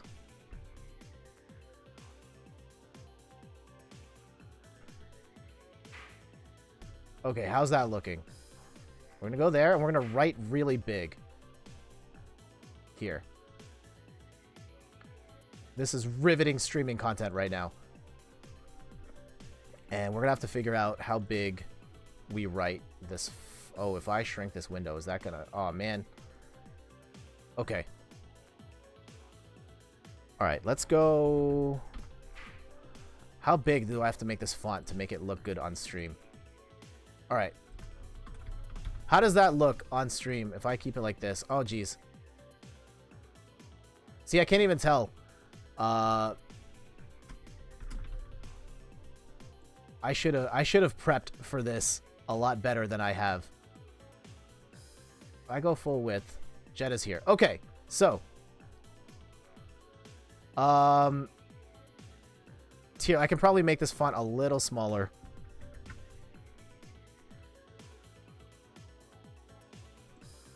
Yeah, that looks okay. So I'm gonna go full screen here. I can't see what you guys are. Here, I'll do this, so I can follow the chat.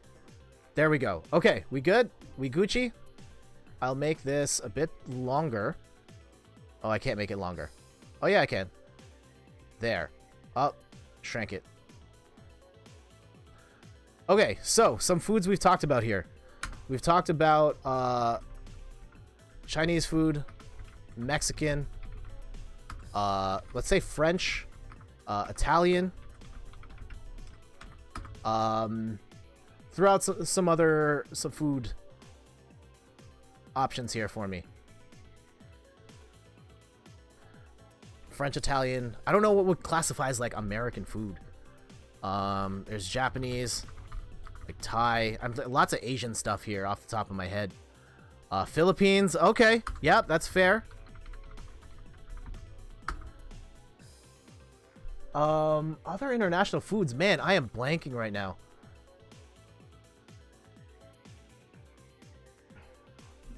Okay.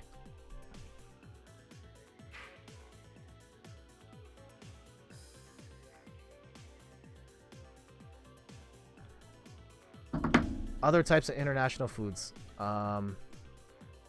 African, okay. And like for anyone watching this after the fact, if I do not put like your country or your region of food in here, it's not a slight. And if I don't like your food, It's not a slight. I'm not trying to start World War III here. This is personal preference. Asia, Indian. Oh, Indian. We gotta put. I'm not trying to start World War III here. Okay, let's start with this list. World War III. And if you guys can throw some stuff in along the way, that would be great. I will add dynamically as we go.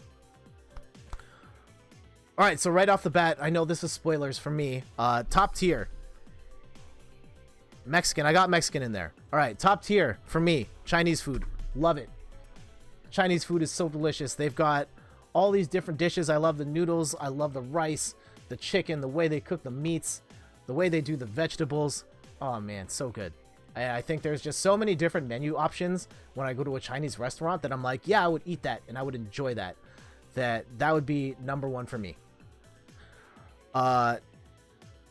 Korean. Oh, yes, Korean. Okay, we got to have Korean on here.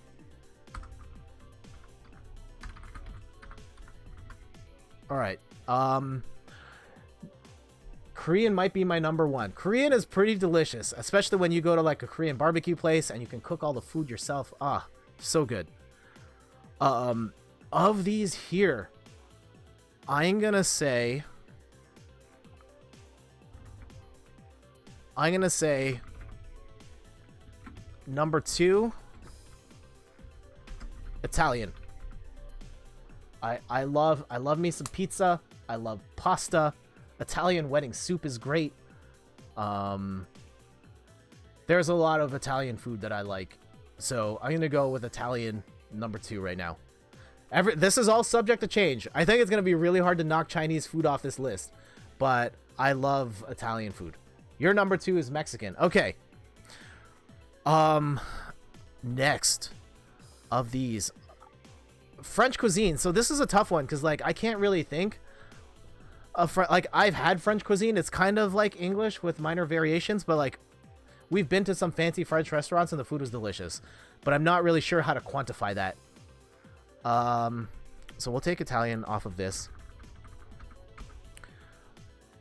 Italian, Indian. Of these, of the list that's here right now, I think I'm gonna have to go Mexican, #3. I love tacos. I know there's all sorts of different. Well, I know like Taco Bell. I love Taco Bell, even though like Taco Bell is like trash tier Mexican food. Maybe that just speaks to how much I love tacos and burritos, and like there's like plated dishes with like the rice and beans and all of that. It's delicious stuff. Mexican #3. Oh, you've got Korean as #3. Of these ones, I think I'm then gonna have to go #4, Korean. Yes, the Korean barbecue in particular puts it over the top for me, and Korean barbecue is delicious in any form, so we're gonna go with that. I think here I would probably put French at 5. I'm having a hard time quantifying what that is. Like, I've seen it. I have like the Cornish hens and stuff. It's delicious, very good. When I put like English food, like fish and chips and stuff, I don't even know like how you classify that.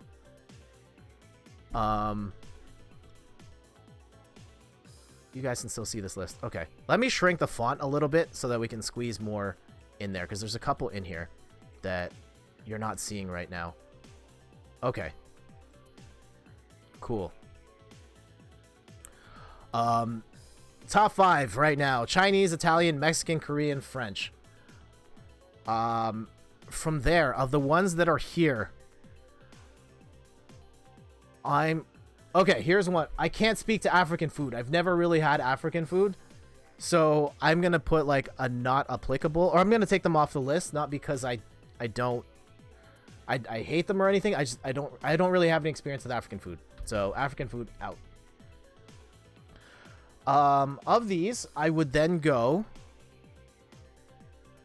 I just had one dish of African. It was good. Okay, I should try at some point.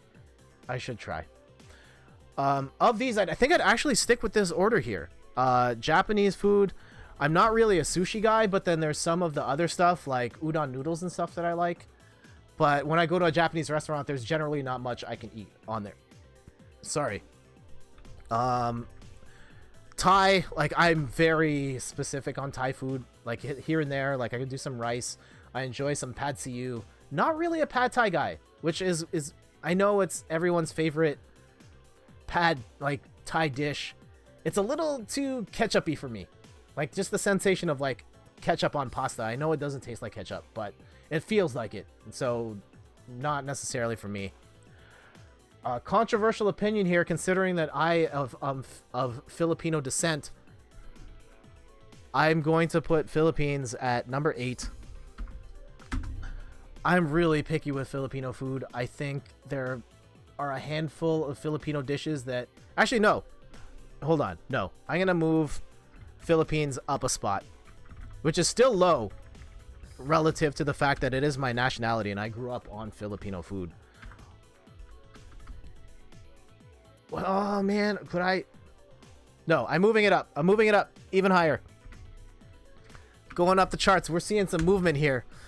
Philippines number 6. I think about like there's a lot of stuff that my mom makes but that I like, but when I think about like when I go to a Filipino restaurant, there's not a lot I can eat. I see a lot of that stuff and it's got ingredients that I don't like and stuff. A lot of Filipino food does not present well. It looks gross to me. And I know like the lying and stuff, I know people love a lot of Filipino dishes. It doesn't look all that appealing to me. There's a lot of fish involved. But lechon is great. Honestly, so much Filipino food just looks gross. Yeah, that's what I'm saying. They lose a lot of points for presentation, even though there's a bunch of it that's delicious. And a lot of it I won't touch just because, yeah, it looks gross or it has ingredients I don't like. I'm very picky with Filipino food. So I don't think it cracks the top 5 for me, but when I think about the stuff that I do like to eat, it does move up. Hannibal's got Indian 5, Thai 6, Philippines 7. I can't eat most of it. Yeah, agreed. So yeah, that would then leave Japanese, which I would put there, Thai food, and then at the bottom, and of this list, international foods, I would have Indian. I can't do Indian food, man.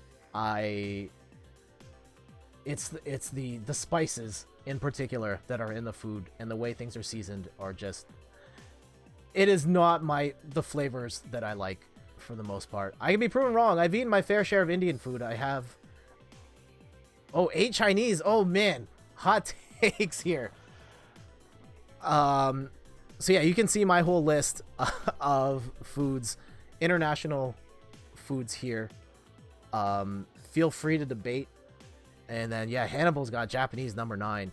If there are any other international foods, like, let me know. We'll update this list, and then we'll call it. I hate Chinese food. Oh, man. Hannibal. Oh, man. You're breaking my heart here. I think Chinese food's amazing. But, hey, to each their own. To each their own. If you ever come by the house, I'll make sure to not order Chinese food. Well, let me scroll up this list here. Italian. We'll make sure it's Italian food for you. So, yeah, I think your top tiers then... Chinese, Italian, Mexican. Mid-tier would be... Let me draw some lines here. Some dividers here, and then we'll shrink the font a little bit. So, of these foods that are on this list... Does this show the whole thing? All right. My top tier. This is my personal top tier. Everyone's entitled to their own opinions. I got Chinese, Italian, Mexican in that top bracket. Middle tier, I've got Korean, French, and the Philippines. And then bottom tier, not to say that I don't like anything from them. And not to say that I could be proven wrong.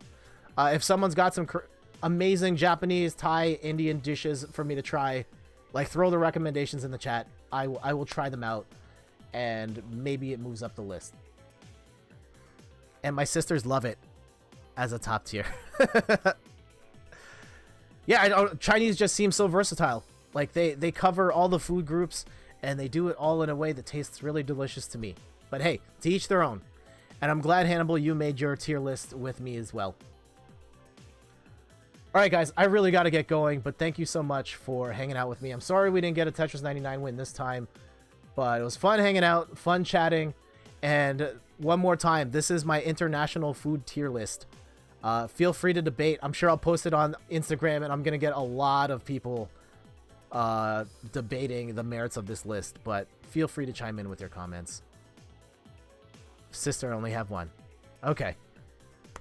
All right, guys, time to get out of here. See you guys later. Take care. The latest I'll be on, latest is Wednesday, and it should be a boss rush episode with Matt, Jason, and John.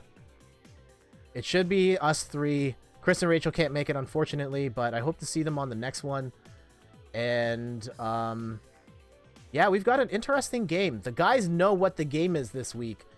And if you are not caught up on a particular show that recently ended, you might want to skip the game. But otherwise, if you have watched Game of Thrones, then this game is going to be very interesting. And I told the guys in advance because it requires some homework. And they better do their homework, or else the game's going to be a complete mess. Thanks for the fun stream. See you later, my friend. Have a great day. Thank you so much, Hannibal. And thank you, everybody. I'm out of here. Goodbye. Hashtag We the North.